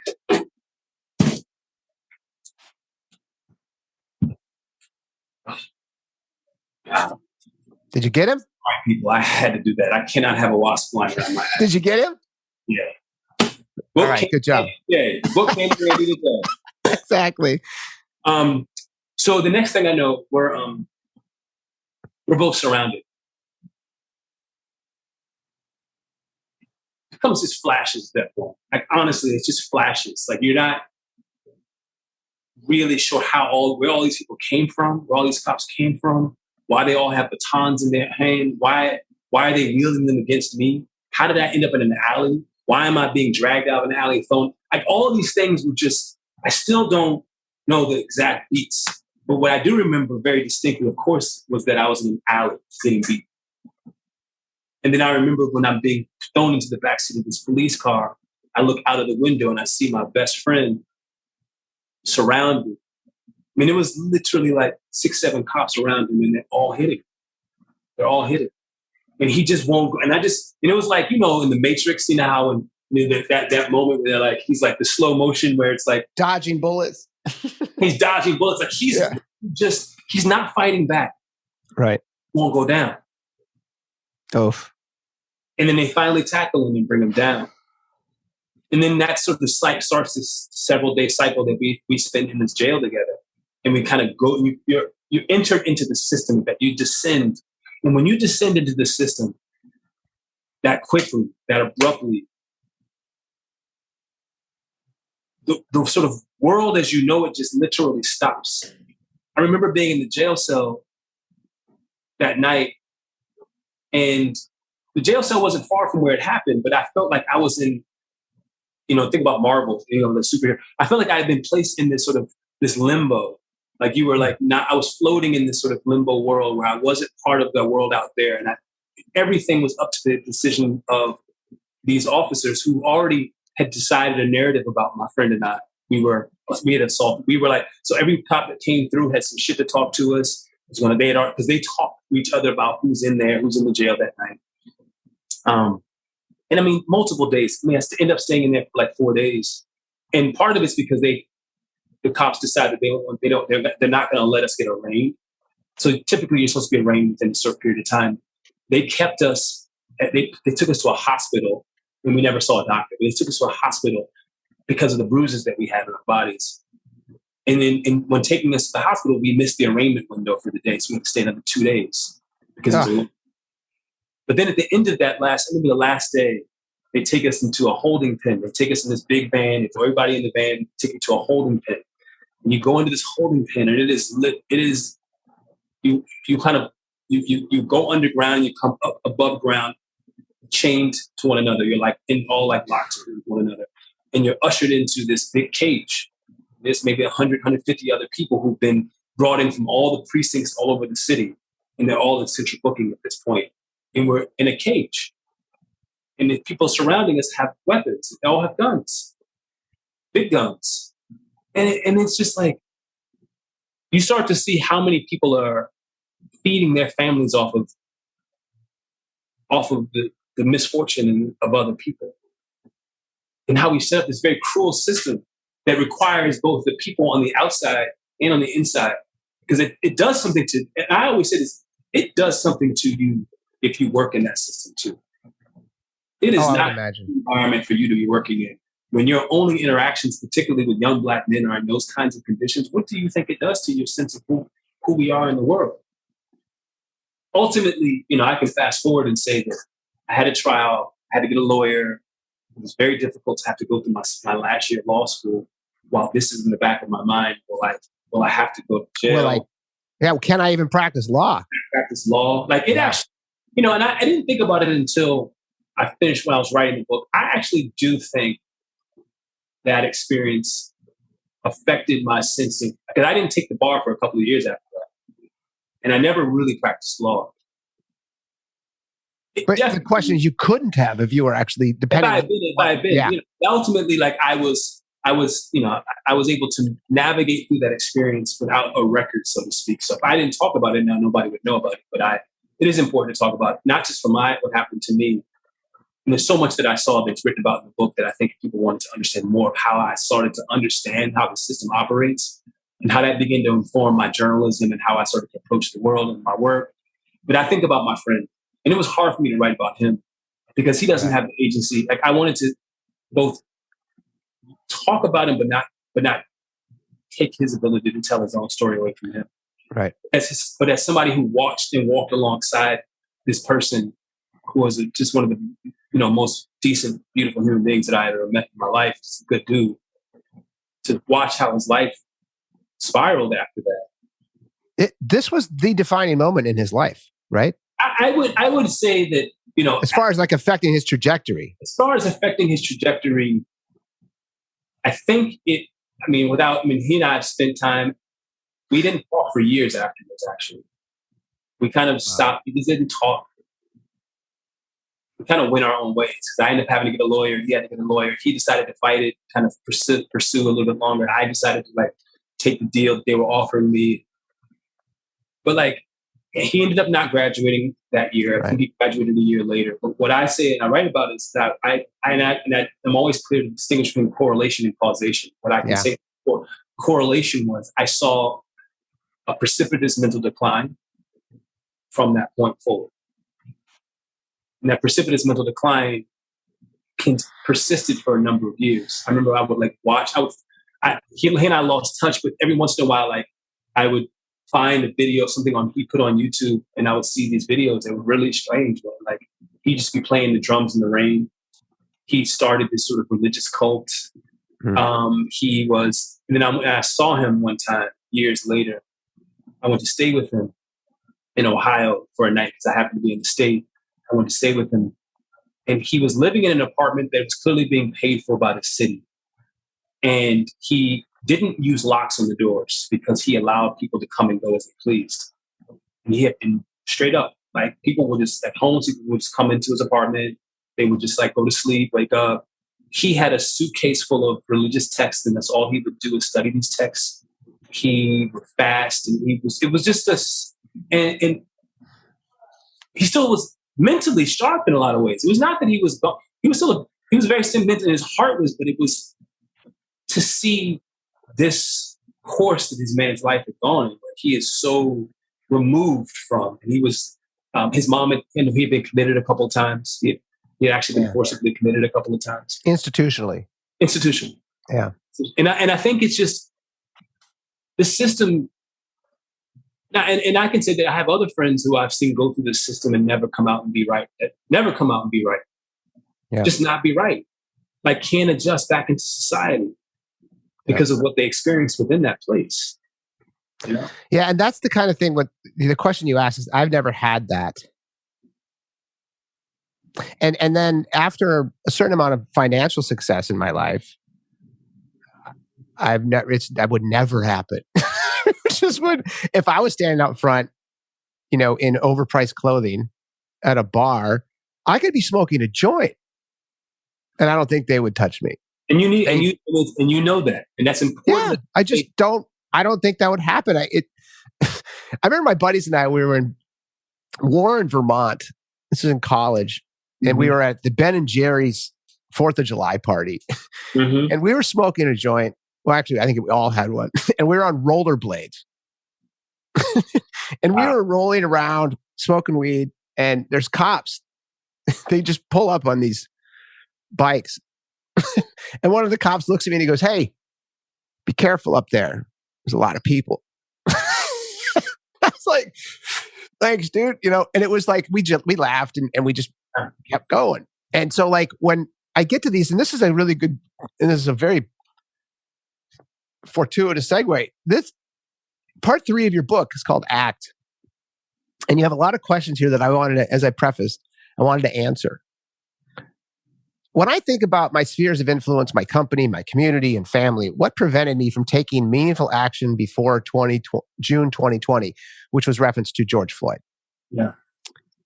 My answer was, I am completely self-absorbed. I said that, but that's really the truth. I look back at it and I'm like, yeah. And by the way, I think this is a huge problem with the approach of CRT that I'm reading about. I'm talking to my friends in the corporate world. Intersectionality is one of the discussions. It is when you go into a corporate environment and tell people that they're racist. Robin DiAngelo's book is one that's being bandied about, where she does say that we're all racist and we need to deal with it. And I'm not saying that I'm racist, but I'm admitting to me that I'm blind and that I have implicit bias. like my friend asking me, is that a basketball player? Or I have those things, but if I can come to my own conclusions that way, much like you did, it's so much easier to sell yourself on it, because the way that it's being approached is you're pushing people and they're on their heels and they're going to dig in, right? And that's a big piece. And we can talk about that in a sec.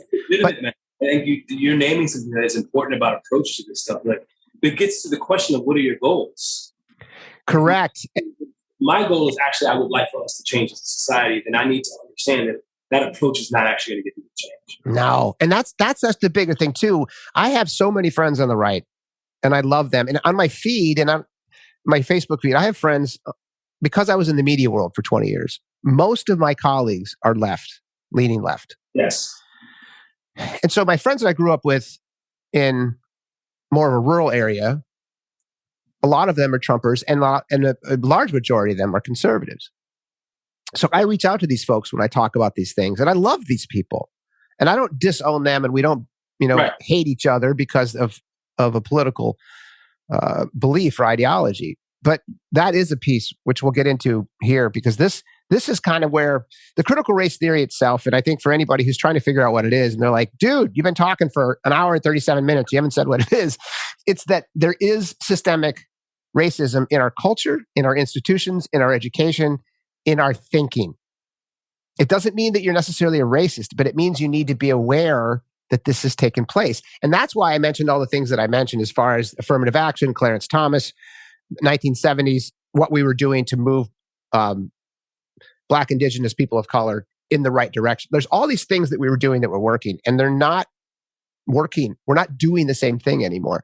And to teach this to young men and women is not to say that you're racist and that you, and again, it gets into the neo-Marxism piece, because that's one of the arguments on the right, is that you teach the oppressor oppressed class, people immediately go in and they're now defensive. And that is a piece of it, because I only have 4 clients now, but all of them are dealing with pieces and parts of this. And it's very frustrating for them, and they feel like they're on their heels. And then there are certain companies now and institutions that are teaching them segregated.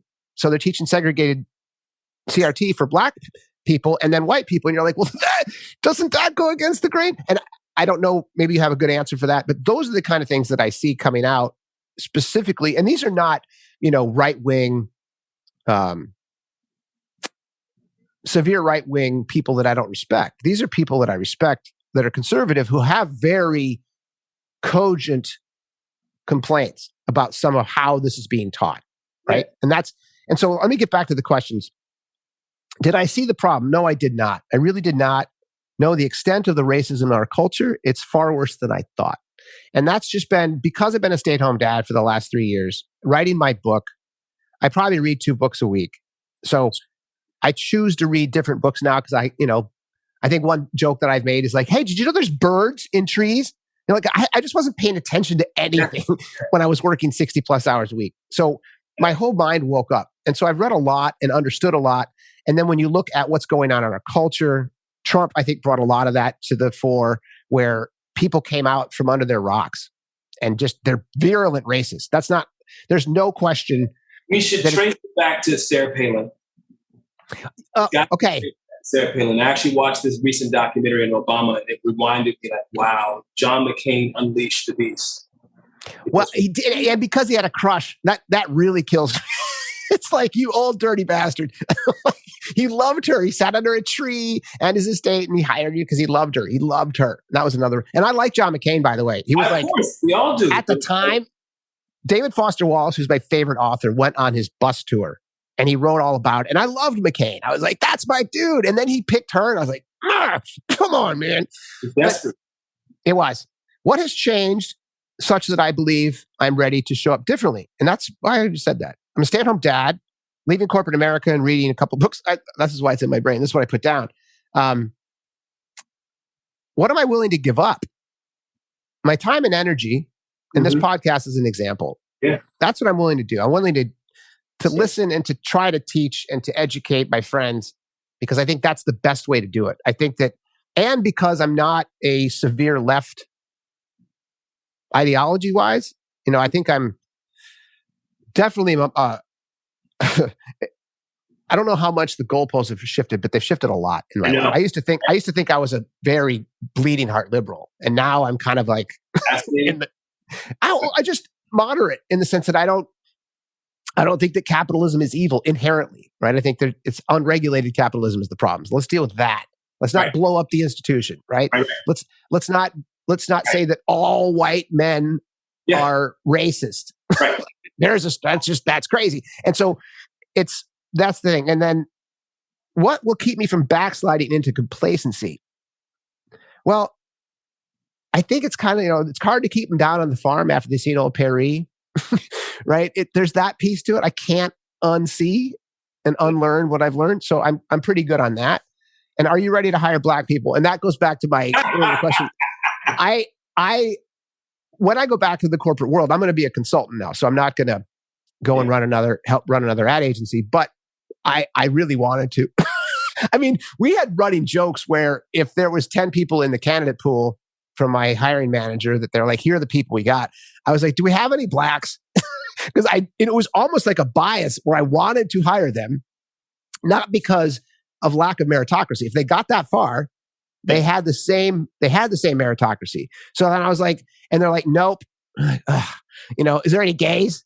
No. Like, and not that they put that on their resume, but it was like, it's one of those things where even in the last 10 years of hiring, you can go onto social feeds and see exactly what people's lives are about, their political affiliations and who they believe in. And we all wanted to, in the ad business, and I can say this across the board, in an industry that is dominated by white men, women are coming up, which is fantastic. There's a lot of powerful women in the ad space now, which is great, but it is not diverse. And it's not diverse on any front. Hispanic, Asian. Yeah, I mean, I think it's safe to say that, and we see it whether it's in corporate boards, and I think it needs to be stated, is that I think as a society, we are more comfortable with women, particularly white women. And it feels less political. I think part of what the challenge of race has going against it is that it has been politicized in a way that gender has never been politicized. Somehow race is a political issue where gender is not in the same way. Well, Gender's coming up. They're trying to screw it all up now. Qualify that. What I mean by that is, no, I know. I'm just having fun. I'm very clear that gender discrimination is a paramount problem in our society. It continues to permeate our cultures, our society at large, the international sphere. The opportunities for women are not the same. I'm very clear about that. No. But people can get on board much easier because there's not this supposition that somehow opening the door for people of color is lowering the standards. There's this linkage that people have got in their brains around people of color, Black people in particular, because it doesn't really apply necessarily to Asian people who could be seen as a model minority, whatever. But it can apply, and it's not. And again, even that needs to be qualified because there's even intersectionality in Asian identity that I think can change that, how that's perceived and perceived. And I know that there are folks, particularly South Asians, who might feel like, I can do well in the tech sector, but only up to a certain point. Then there's a glass ceiling for me as well. So I want to just sort of name that as a reality. But when it comes to talking about bringing in more Black people, and I just like to use the word Black people because I think it makes sense. I think a lot of folks were like, oh, well, people of color, say Black people. Yep. Just say Black people. Why can't we just focus on Black folks for a minute? Why is it we have to lump, all of our experiences are different. But one thing is absolutely true is that we have participated in the society for a very, very long time and have not had, from the very beginning, and have never really gotten a fair shake. Why can't we focus on Black people without you getting upset or feeling as though it's a political issue? Because the conservative movement is much more prone to, has developed a literacy around targeting race as part of, as both as an assault on meritocracy, as an assault on American values, as an assault on, whereas it has not done the same thing with gender. It has not done the same thing with gender. We know that historically affirmative action benefited white women more than it benefited people of color. It's just a fact. It's not something it's not a bad thing or good thing. It is what happened. And so I think it is much more of a digestible shift and change in our society than it is to make a shift and change to really regard and look at how are we doing when it comes to Black folks. It is striking to me how uncomfortable people get when I say that kind of thing. When I just name, like, don't just say people of color, I say Black people. People kind of like, well, we're doing great on this front, we're doing great on that front. Why is there an absence across all industries? Why are we so underrepresented in so many? How can that be? How is that common theme showing up here, advertising and banking and this? How is that? And there's not some explanation. And if the only explanation we can come up with is they're less qualified, they work less, they don't work as hard, or Charles Murray, the IQ is lower, then we are dealing with a serious problem in society. Yeah, and there's a guy that Ben Shapiro. I'm sure you know who he is. Yeah. And part of the reason I started looking into him was that he was shouted out at Berkeley right after Milo Yiannopoulos was shouted out. So Berkeley went nuts in 2017 with this whole you can't speak at our conference if you're conservative, and it just poo-poo. Like, Milo is a whole nother animal there. But I actually, and this is where I was defending Ben, because if my kids were attending Berkeley and Ben Shapiro was talking, I would have said to him, go watch him. You need to understand the other side, right? And I don't think Ben is inherently a bad person. I think that he is combative and highly intelligent, highly educated. He's a Harvard lawyer, was a prosecutor in LA, has some very good ideas, most of which I don't agree with, but I don't think he's the scourge and he needs to be banned and all of this stuff. I saw him engaging with Malcolm Nance on Bill Maher. And Malcolm was a dick. I love Malcolm. I think he's a great man. I think he's done a good job as a CIA operative, and he's written some amazing books on authoritarianism, and he's a very well-educated subject matter expert who I look up to. But he wasn't nice to Ben, and then Ben got pissy and shitty, and they kind of went back and forth on critical race theory and what does it mean. And I was like, okay, well, this is part of our problem. Bill Maher then just said, look, all right, guys, let's look at the facts. Bill Maher said the same thing I'm talking about. He said, let me read these to you. Blacks earn 40% less. 90% have less family wealth. They live 6 years less than white people. They're 8 times more incarcerated and have high poverty, high school statistics, 72% versus 30. He said, those exist. Those are facts. So does affirmative action make sense? Yes, I'm cool with it. Is it true that there's racism in our culture? Yes. Is it systemic to our institutions? Yes. Right? And Bill Maher is someone that I don't agree with a lot. I mean, I agree with a lot, but not all the time. Here, he's spot on. And I mentioned him because he's in the zeitgeist. And so he gets a lot of people to listen to this. Yeah. Joe Rogan is also in the zeitgeist. Yeah, he is. And he interviewed Ben. And Ben said the same thing. Ben, again, is very intelligent, but he has a lot of speaking points specific. And I bring him up because a lot of people listen to him. A lot of my friends on the right look up to him and listen to him. And when he was talking about personal agency to Black folks, that was the thing that Joe really pinned him on.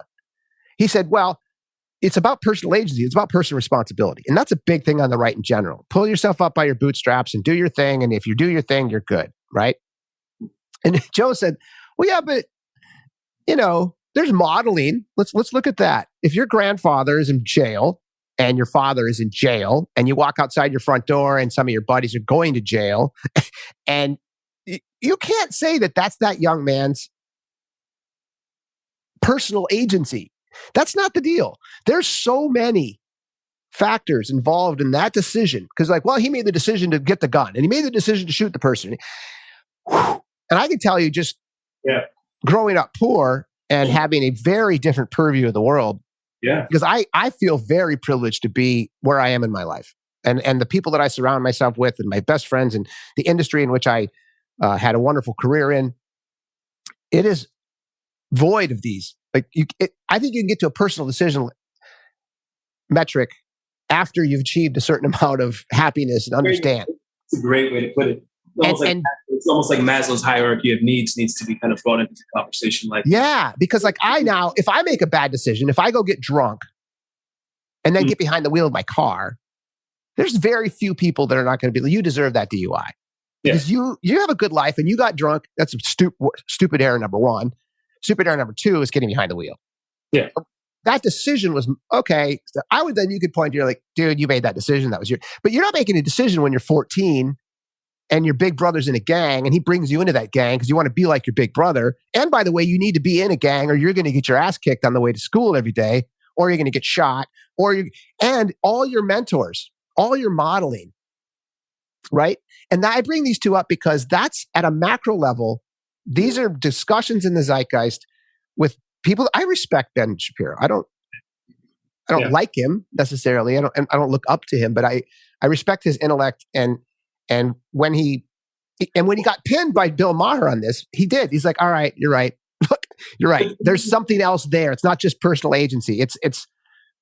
And that is the big discussion that I think as a culture, critical race theory really needs to, and I know that we have a short time, but like you and I off this call, I really want to get your take on this because we're not going to jump until we have to extend it a few minutes because it seems really important. And I what I've heard you say around Ben Shapiro, and I think is important to highlight is that and I think this is what I also identify in a lot of my white friends, is that there's a lot of admiration for intelligence and not empathy, and humanity.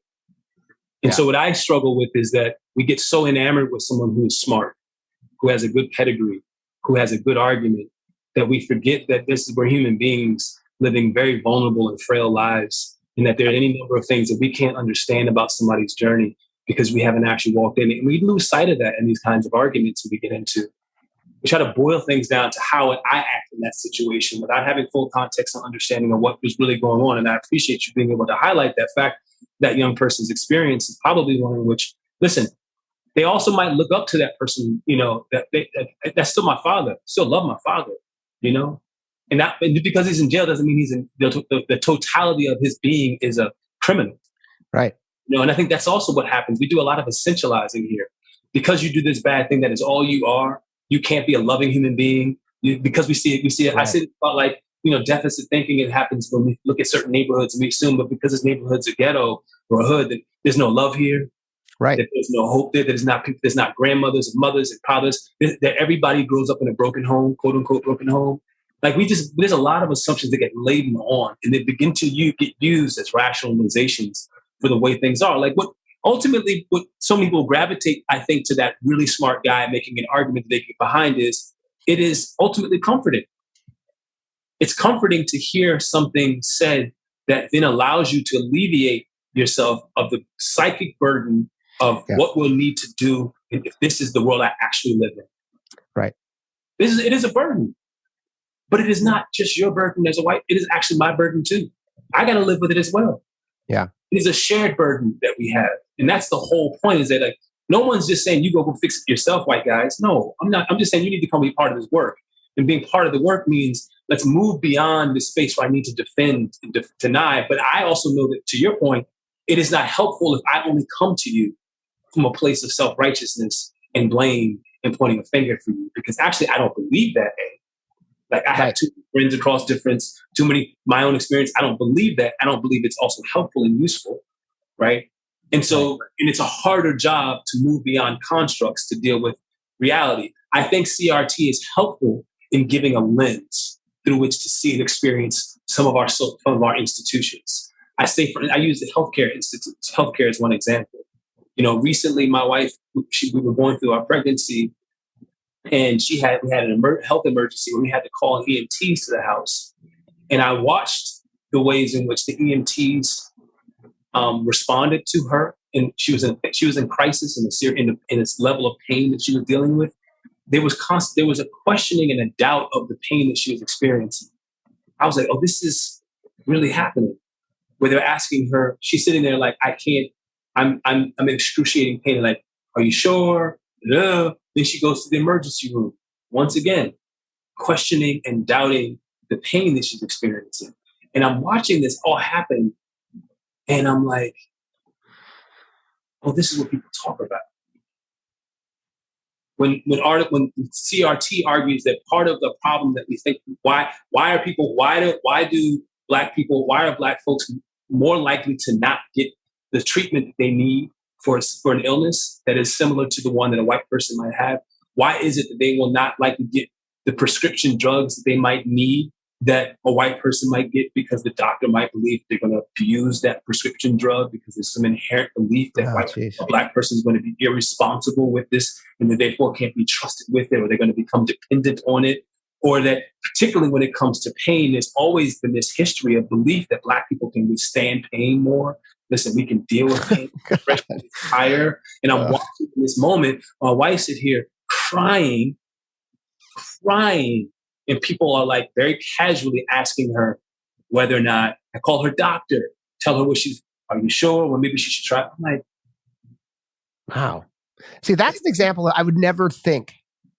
That's another case. And I think that's the biggest issue is that CRT to me, done right, is an education, right? It's because that is not something that I would ever think about, that a paramedic would poo-poo the claims of a woman in pain due to her skin color because she's black.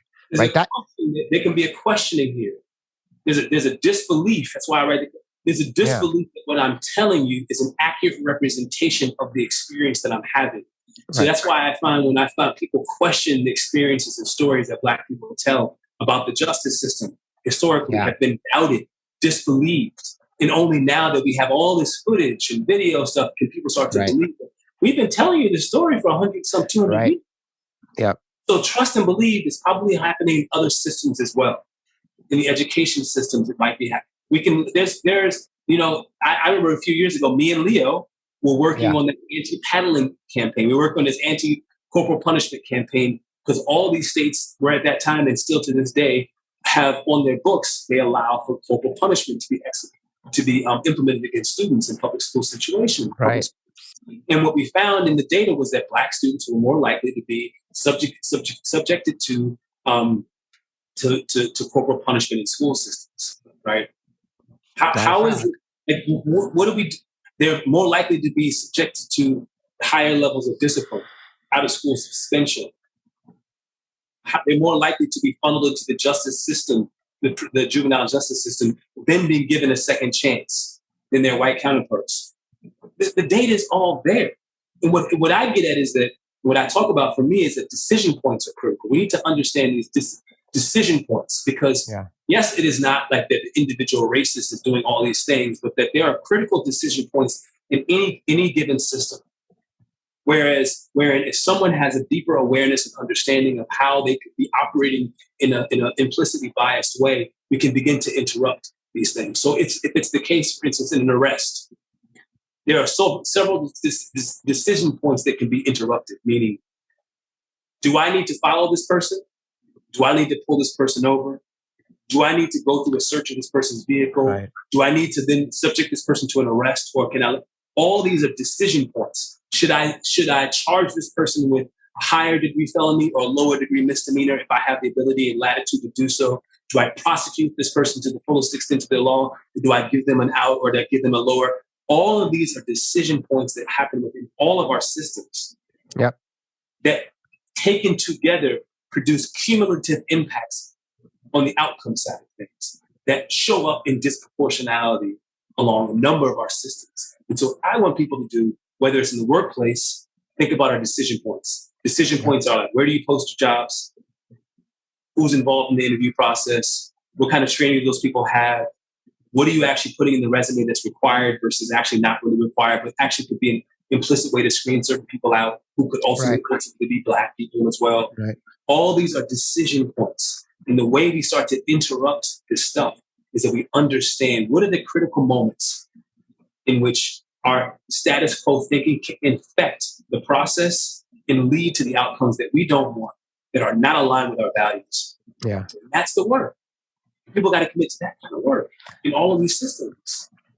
It is. And I think I'm having a discussion with one of my buddies who's conservative and a Trump voter, who was the lieutenant of the police department of the city I grew up in. And he said he was willing to come on the show and talk about this, but only with his exact experience.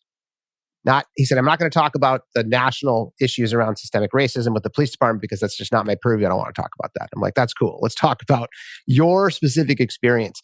And this is a guy that I love and I respect, who will agree on many of these fronts. But what he talks to me about was when he was told by consultants that he was racist. That was the first step. He was like, yeah, it's just that human nature. If you're told something, you're doing this wrong. It is the approach. And I think that's a big piece. And I don't know what your practice does. And like I said, I look forward to talking to you more about this. I don't start from that place. No, I don't start. No, I don't think you do. But I'm saying that there's a lot of, that's the narrative out there around the CRT, is that it's being forced fed into corporations, institutions, and that it's absolutely objectively false. And you're like, no, it's not. It's when you say to someone that all white people are racist, then I would say that's where, that's why I brought up Ben and Candace Owens and these very, very popular people on the right. When I watch them, and I reference Ben because I think he's very intelligent, and I don't think he's lacking empathy, 100%. I think his ideology is more powerful. And I think then when he's not put on the spot, like one of the things, here's an example of what I mean. He has a big issue with the pronouns. And he'll talk about genders, and there's only 2 genders, and this is what I believe, and blah, blah, blah. So he got into this big thing with a young woman at a college campus, and he made her cry. And she was a trans female. And after that program, or after he got off the camera, he went and talked to her and looked her up, met with her, and said, hey, I didn't mean to make you cry. And he called her she. He said, the problem that I have is I don't like compelled speech. I don't. That's what they all say. They don't know. I got it. But to me, it showed that he's not a complete asshole, right? That he's just standing up on what he believes. I don't believe necessarily his ideology, but I just share that because part of where we're going wrong, in my opinion, and this is again the left, far left, will say, I don't want to talk to him. I don't want to understand him. And I think that's where we go wrong as a culture. Because if you can understand where someone like Candace Owens comes across, or Ben Shapiro, or John McWhorton, or any of these folks that are poo-pooing critical race theory, then and only then can you ask the right questions. That's just true. Right? I think that's kind of what you mentioned. I'm not opposed to that at all. I agree. I think you get at that as an approach. Like it was perfect for that. And I think that the same way you framed it was the same way that Ta-Nehisi Coates framed his. Because it was like letters. It was lettered to his son, right? So it's like, I think that approach is wonderful because it says, this is my story. This is what happened to me. This is how I believe what I believe based on this. And that is where I think we have a shot as a culture, is if people can understand that these are facts. This isn't hyperbole. It's not that racism exists. It is systemic. It's proven. It's no longer a debate. What does that mean? It doesn't mean we're blaming you. Yeah. We're just saying you have to be aware that this exists. And if we can for you and me, all we really have to do is focus on the corporate culture, right? There's obviously a much bigger picture, but for me, it's talking with my executives who are hiring, the CMOs and the COOs of these companies here that I'm working with. What are you doing? That's what I want to work on now. And that's where I can say, guys, you got to understand everyone in the room individually. And that's your job. You can't just go and talk to 10 people. You got to go talk to every one of those people. And you sit down with them for a couple hours, right? And just say, hey, what are your thoughts on this? Yeah. What's your background? Where'd you come from? I grew up in Wisconsin. You're like, awesome. So you're a good Midwestern boy. Yeah. And so then you start with that commonality of, because I grew up in Minnesota. So I can maybe talk with that guy. And then from there, I can say, what is your knowledge of this? Like, because for me, I didn't have any, 5 years ago. I didn't pay attention to it. Have you ever looked at these things? No. Okay. And that's a very different conversation, right? And that was my whole point, Dax. It's like, I agree, man. I agree. And I would also add, for those folks that do that work, I think it's also important to notice for yourself. And I have a lens, I call it my lens framework. I think it's to notice who you react to and respond to.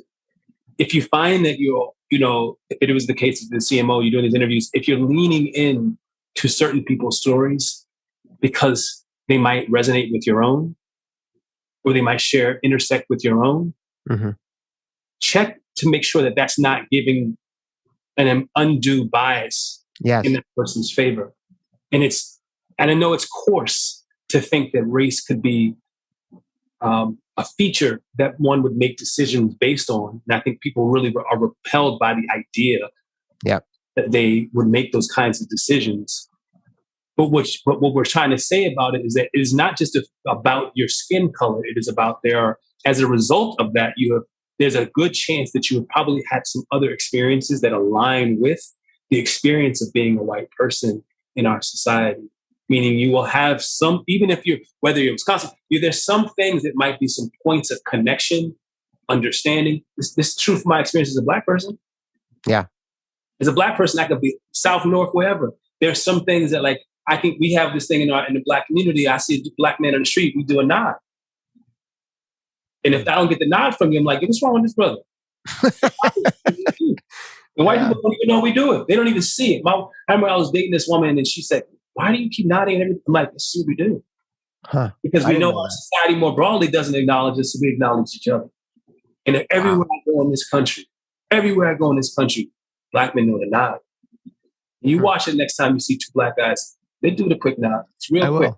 I will. And it's because we understand that it's something that doesn't mean we are the same, but we have something that we share. And we're at least willing to talk about it as a culture. What we would want and what I challenge is white people tend to want to only talk about their individual experiences. They want to talk about their ethnic experiences. Yeah. They don't feel comfortable in naming the fact that whiteness is an identity. It is a racialized identity that has some shared features in our culture that have resulted in some shared ideas that people find repellent because we also have this notion of ourselves as individual, liberty-seeking, free-thinking individuals who are not influenced by our societies around us. So I'm not going to get the shot if you tell me to. I'm not going to do this. If I'm Ben Shapiro, it's like I'm repelled by the idea that you're going to compel me to use this terminology because part of my right as an American. Yep. And that's a problem sometimes because that right runs into other people's rights too. That right exists in a vacuum. It exists in relationship to other people's. And if you are the majority, the tendency is historically that you get to impose your rights on the rights of other people. And what you don't like is when somebody comes in and starts to reverse that thing. And I always tell people my objective in this work is not to just turn the tables. That is not the solution. Now we got Black people in charge of everything, or brown people in charge of everything. Right. That's not actually a solution. And nor is it realistic. I think that nor is it realistic. Yeah, the reason that I bring in the Ben piece is because it is part of what I think is necessary as a culture. It doesn't mean you have to agree with it. Right.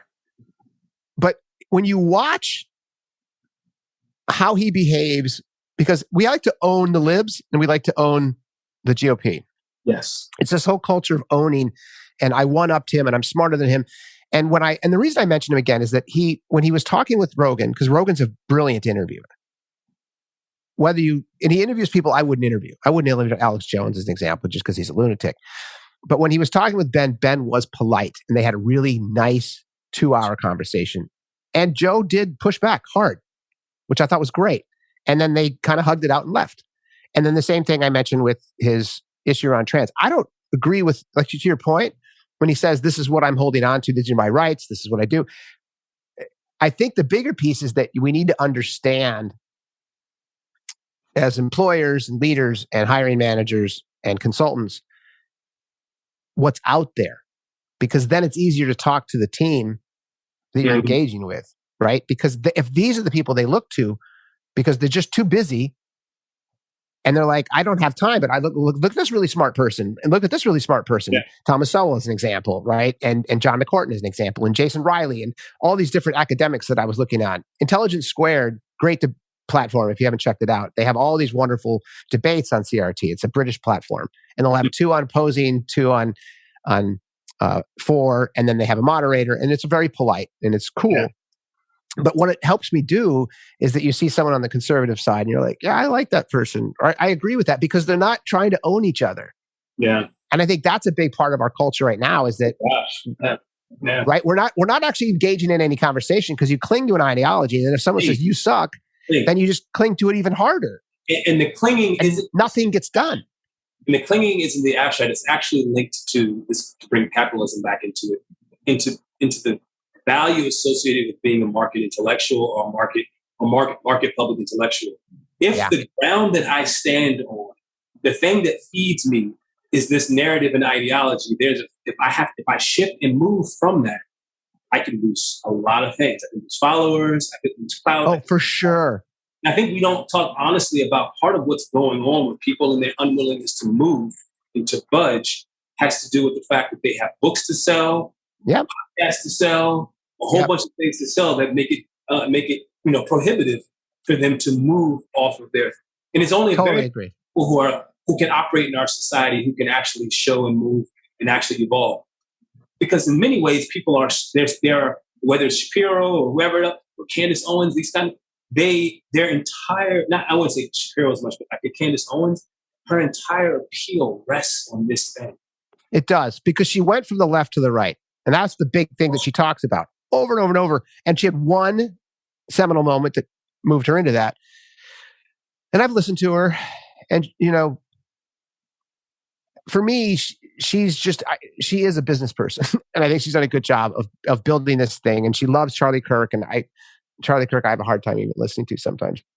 I mean, she's doing what's the woman's name? Ann Coulter was doing, 2 decades. Yeah, very similar. Very similar. And you do find an audience very quickly. And I think that is, I guess the point is I bring these people in because in my homework, I like to see who's kind of rising to the top, right? In market research, we're like top box numbers, right? So who are the top box? There's obviously Coulter and Shapiro and Candace Owens and those, that ilk, and John McWhorton and Jason Riley and a lot of the folks that I mentioned earlier, where they have a very well articulated point of view and they stick to it. And I think, I understand why they do it, but I think for me, we can't have contempt for one another, which is what's growing in our culture. The tribalism itself has gotten so bad that even when we can agree on data, all this data, you're like, this is happening, guys. This happened in our culture. And this isn't 200 years ago. This isn't the 1619 Project debate. That's a whole other debate. But we're talking right now. This shit is still happening. And you can say, well, your buddy Dax is anecdotal. That doesn't happen to black men. What do you mean it doesn't? Of course it does. And that's why I wanted to broach the subject, because it didn't just happen to some kid who was out at a bar at 2 a.m. smoking a joint, which is what I'd have been doing, right? You were at 6:30 in a beautiful area and you were doing pull-ups.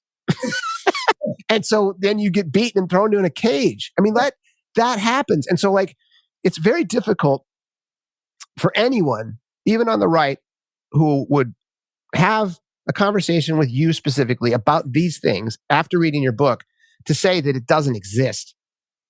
And that's the patience I think we have to have as a culture, to be kind to one another, to understand one another first, not necessarily agree, but to the point where you're like, all right, I understand that the left does this, because that's the reason I get so angry with the left. You look at and I have it in here somewhere, but there's a couple people. No, it doesn't matter. Christopher Rufo is a guy that I looked at for CRT, right? Yeah. And he's another guy that I'm like, all right, smart man, done a lot of homework, did a documentary where he captured the poverty of a white family, of a Hispanic family, and of a black family. So he doesn't really see the disparity. He says it's a classism issue. And so you're like, okay, but I think as you start to try to understand him, then you understand his purview. Yeah. It doesn't necessarily mean you have to agree with it, but if you start to understand it, and then you don't call him a virulent racist in the first 5 minutes of your conversation, he's a polite guy. I have never seen him get thrown off, and I've seen him get attacked pretty online. And he seems like a really good human being. Again, and maybe I'm wrong with all these people, but I think...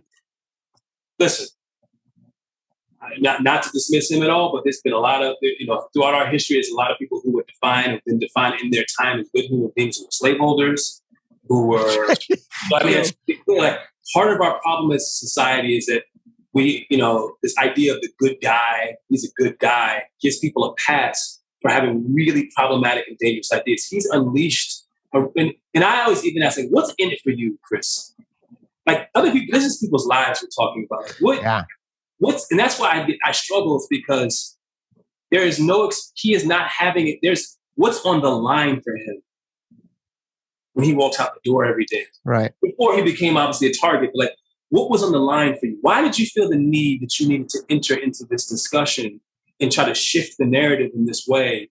What was it about? Were you just mad? I guess why I asked this question. You just disagreed vehemently with, but why does your disagreement push you to this place where, you need to throw yourself into this debate where you have nothing? What is the skin you have in the game? Is it? And don't tell me it's like, I think democracy's on the line. Please don't say to me that it's democracy, even though I imagine he would say something. I was just going to say, I actually think that's a big part of what I'm seeing is that the people that are defending or going after critical race theory and this is why I brought up the far left, because the far left is hurting the cause of the 80%. I don't know what the percentages are around believing systemic racism. I don't know if you know if there's an actual number on that, but that's where I'm saying that when you look at Chris Rufo as an example is right up there in line with people like Brett Weinstein, Eric Weinstein, Jordan Peterson, Douglas Murray, that whole they call it the intellectual dark web. They are pushing back really hard on the far left. And that is and I saw this reservoir of clinical and canonical data, right? On the far left, how dangerous it is. And there's really important structure there that I agree with, that we're doing, that the far left is doing actual damage, whether it's in perception versus reality, it's still there. And that's why I mention these guys, because in my homework, go ahead, bud. No, I just would say, and this is, I don't, to sidetrack, but again, in the 1960s, the Black Panthers and the Black Liberation Army understood that they played the role of the vanguard. Because what you do by creating a far left in movements is you create space for other people who may not be as far left to be heard. Because in the absence of that extreme thing, the other thing, I then become the extreme and I get silenced out. So there's a strategic role that people play as extremes in a leftist movement. They create space for people to have another kind. So now I can talk about. I never thought about that way. In a corporate structure now, because I'm tolerable in a way that somebody else who's farther left is not tolerable because they seem too militant, too radical, and they cannot even be in the room. And that's the relationship that has always existed in movements. So Martin that space. Malcolm knew this. Malcolm knew this about Malcolm would say to Martin, and it's not that they had direct conversation, but he understood that his role was important for the movement. Right. Because by him being who he was, he created space for Martin to be who he was and to have an audience for him. So I don't dismiss the radical left because we need them. Even though I don't agree all the time, we need the radical because that's who makes the really radical ones are what makes people afraid. That's what makes people uncomfortable. I don't make people afraid. I'm not the guy who's making you uncomfortable. And I know that some people are only going to change and only going to address the situation because they are afraid that if they don't, they will lose something. And it's not going to be because Dax came in and told you and read my book. Yeah. And so that's why I wanted to speak. So I hear your point. But I just want to offer that it's strategic too. It's not just I've never thought of it that way. Thank you. I mean, that's a great point. It creates space. And I think that exists in the right as well. I think you have like the people who are extreme, because then everything else becomes all of a sudden more reasonable. Yeah. Right. That's a really good point. Maybe we can end it there. Negotiating tactic, right? I mean, isn't it a common negotiating tactic that people would use? Like you lowball somebody so that you have a baseline you're starting from that you know that you're not going to go so high, right? That's right. I've given you this as a starting point and you don't say no, great. I know that we're not going to get so high because now we're operating in my zone of comfort. It's strategic. Yeah. And if you're trying to get $1 million, you don't start at $1 million. You start at 2. Exactly. Yeah. Right? Yeah. You know what I mean? So listen, but that doesn't mean you've made, and I wanted to respond because I feel like it's important for me to respond to the idea of what I think is, when I see I think on some, I would argue that there are people on the left who probably would not even, they're like, why is this guy writing this book about white men? There's probably an opinion that might exist about even me. I don't know what it actually is, but I'm sure it exists out there in the world. That's totally, people are entitled to it, totally get it, totally understand it. what I, struggle with is that, the experience that I think you're talking about with the folks that are on sort of radical left, and I don't know a whole lot of them. Let's be brutally honest. Like most of the people I'm talking about, I don't either. They're not a ton, so I don't want to make this thing into bigger than it is. But I think that I actually want to understand that perspective too, because I think there's a level of intolerance that exists in that world that is more about a lack of, and an inability to engage with people. And I think the left and the politics of the left are just the thing that they have attached to at this moment in time in their lives. And if it was something else, they would be that same way about that other thing that they were about. And it is not necessarily about the politics of this thing. It is about, this is the thing I'm into right now, or this is the thing I've dedicated my life to in my own, and how I am as a human being as I go to the extreme. Right. That's more about who they are as human beings and how they show up in any kind of context. You probably look at other aspects of their life. They're probably extreme about a variety of things, and that's not a judgment against them, but that's what I think is often happening with some folks, is that, because I've encountered someone like, oh, you also don't eat anything. You also you won't, like, it's just won't get in a car that uses gasoline. You won't do this, you won't do that. Like, so, okay, cool. This is part of who you are. Exactly. And that's the ideology. And that's a whole nother subject, which I think ideology can really be dangerous. And I think that's because of that you cling to it. This is my tribe. I need to be loyal. And if I get kicked out of the tribe, then it kind of relates to the evolutionary biology of being removed. Yeah, man. Right. And no one wants that. So, well, we got way over. And I thank you again for the extension. I was just trying to get as much of this. This was fascinating. Again, I loved your book. We didn't get on. There's so much. It's so deep, right? This whole subject. Yeah, and I look forward to hanging out with you. One of these days. In person. I love talking to you, man. You've really. I know obviously this is part of your trade and part of your work you're doing, but like, you really, really are doing your work, man. And I think they're really doing our work by, like, the reading, the thinking, the exploring, the talking, the engaging with people, whether it's just for the purpose of the podcast or for your own edification, for the work you want to do in the world. But like, you are the kind of person I like to have a conversation with all day long, man. I'm grateful that you wanted to do this, that you prepared for it, invited me to be part of it, that you want to push it out to your 17 listeners. Yeah. And I say that sincerely, like this, I being able to put a book out in the world, and it as well, like it's a privilege to be able to put your ideas out into the world, to have them bandied out by people in any way meaningfully, and I'm grateful to that. So it's opened up doors for me, opened up relationships with me, and I hope to keep learning myself, because I don't want to enter these. I hope that I'm not coming across as a fixed mindset person, as a person. Not at all. I mean, I also want to make sure I didn't put you in that far left camp. The far left is a big part of my research recently around the safe space. Yeah. And the kids that were attacking the professors, which there was like 7 or 8 examples of that. I've been working with some of those colleges. I know. Okay. So like Brett Weinstein to me seems like one of the greatest guys ever. Very liberal professor at Evergreen College. And, you've read about that whole history.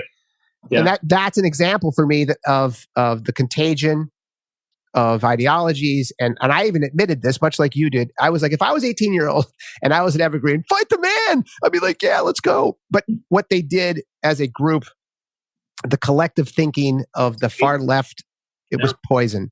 And then it's a whole nother subject. But thank you again. And I appreciate the kind words about, me and what I'm doing, because I do feel good about this. Because I genuinely love people, which I thought it's hard. You can't fake it. And I think that's why I enjoyed a very good career as a leader, because the team that I worked with, I always felt like I gave a shit. And that's the one thing I've heard. Even one of my coaching clients is a former teammate. And she actually said to me when we started, she goes, I just want to let you know that you're always my favorite boss, because you never let me know you were my boss.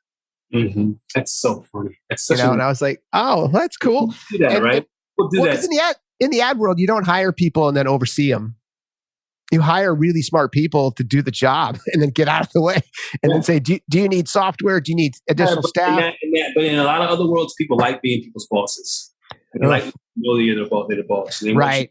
who's responsive to them as if they are the boss. And I know that that happens, and it's something that happens. Again, we could go all over it, but it's Yeah. all right. Well, Man. again, it was great. I'll let you go. Congrats on Xavier. That's fantastic news. And like I said, let's catch up soon. I'll shoot you a note, and we can you're out there, I'm out here. Yeah.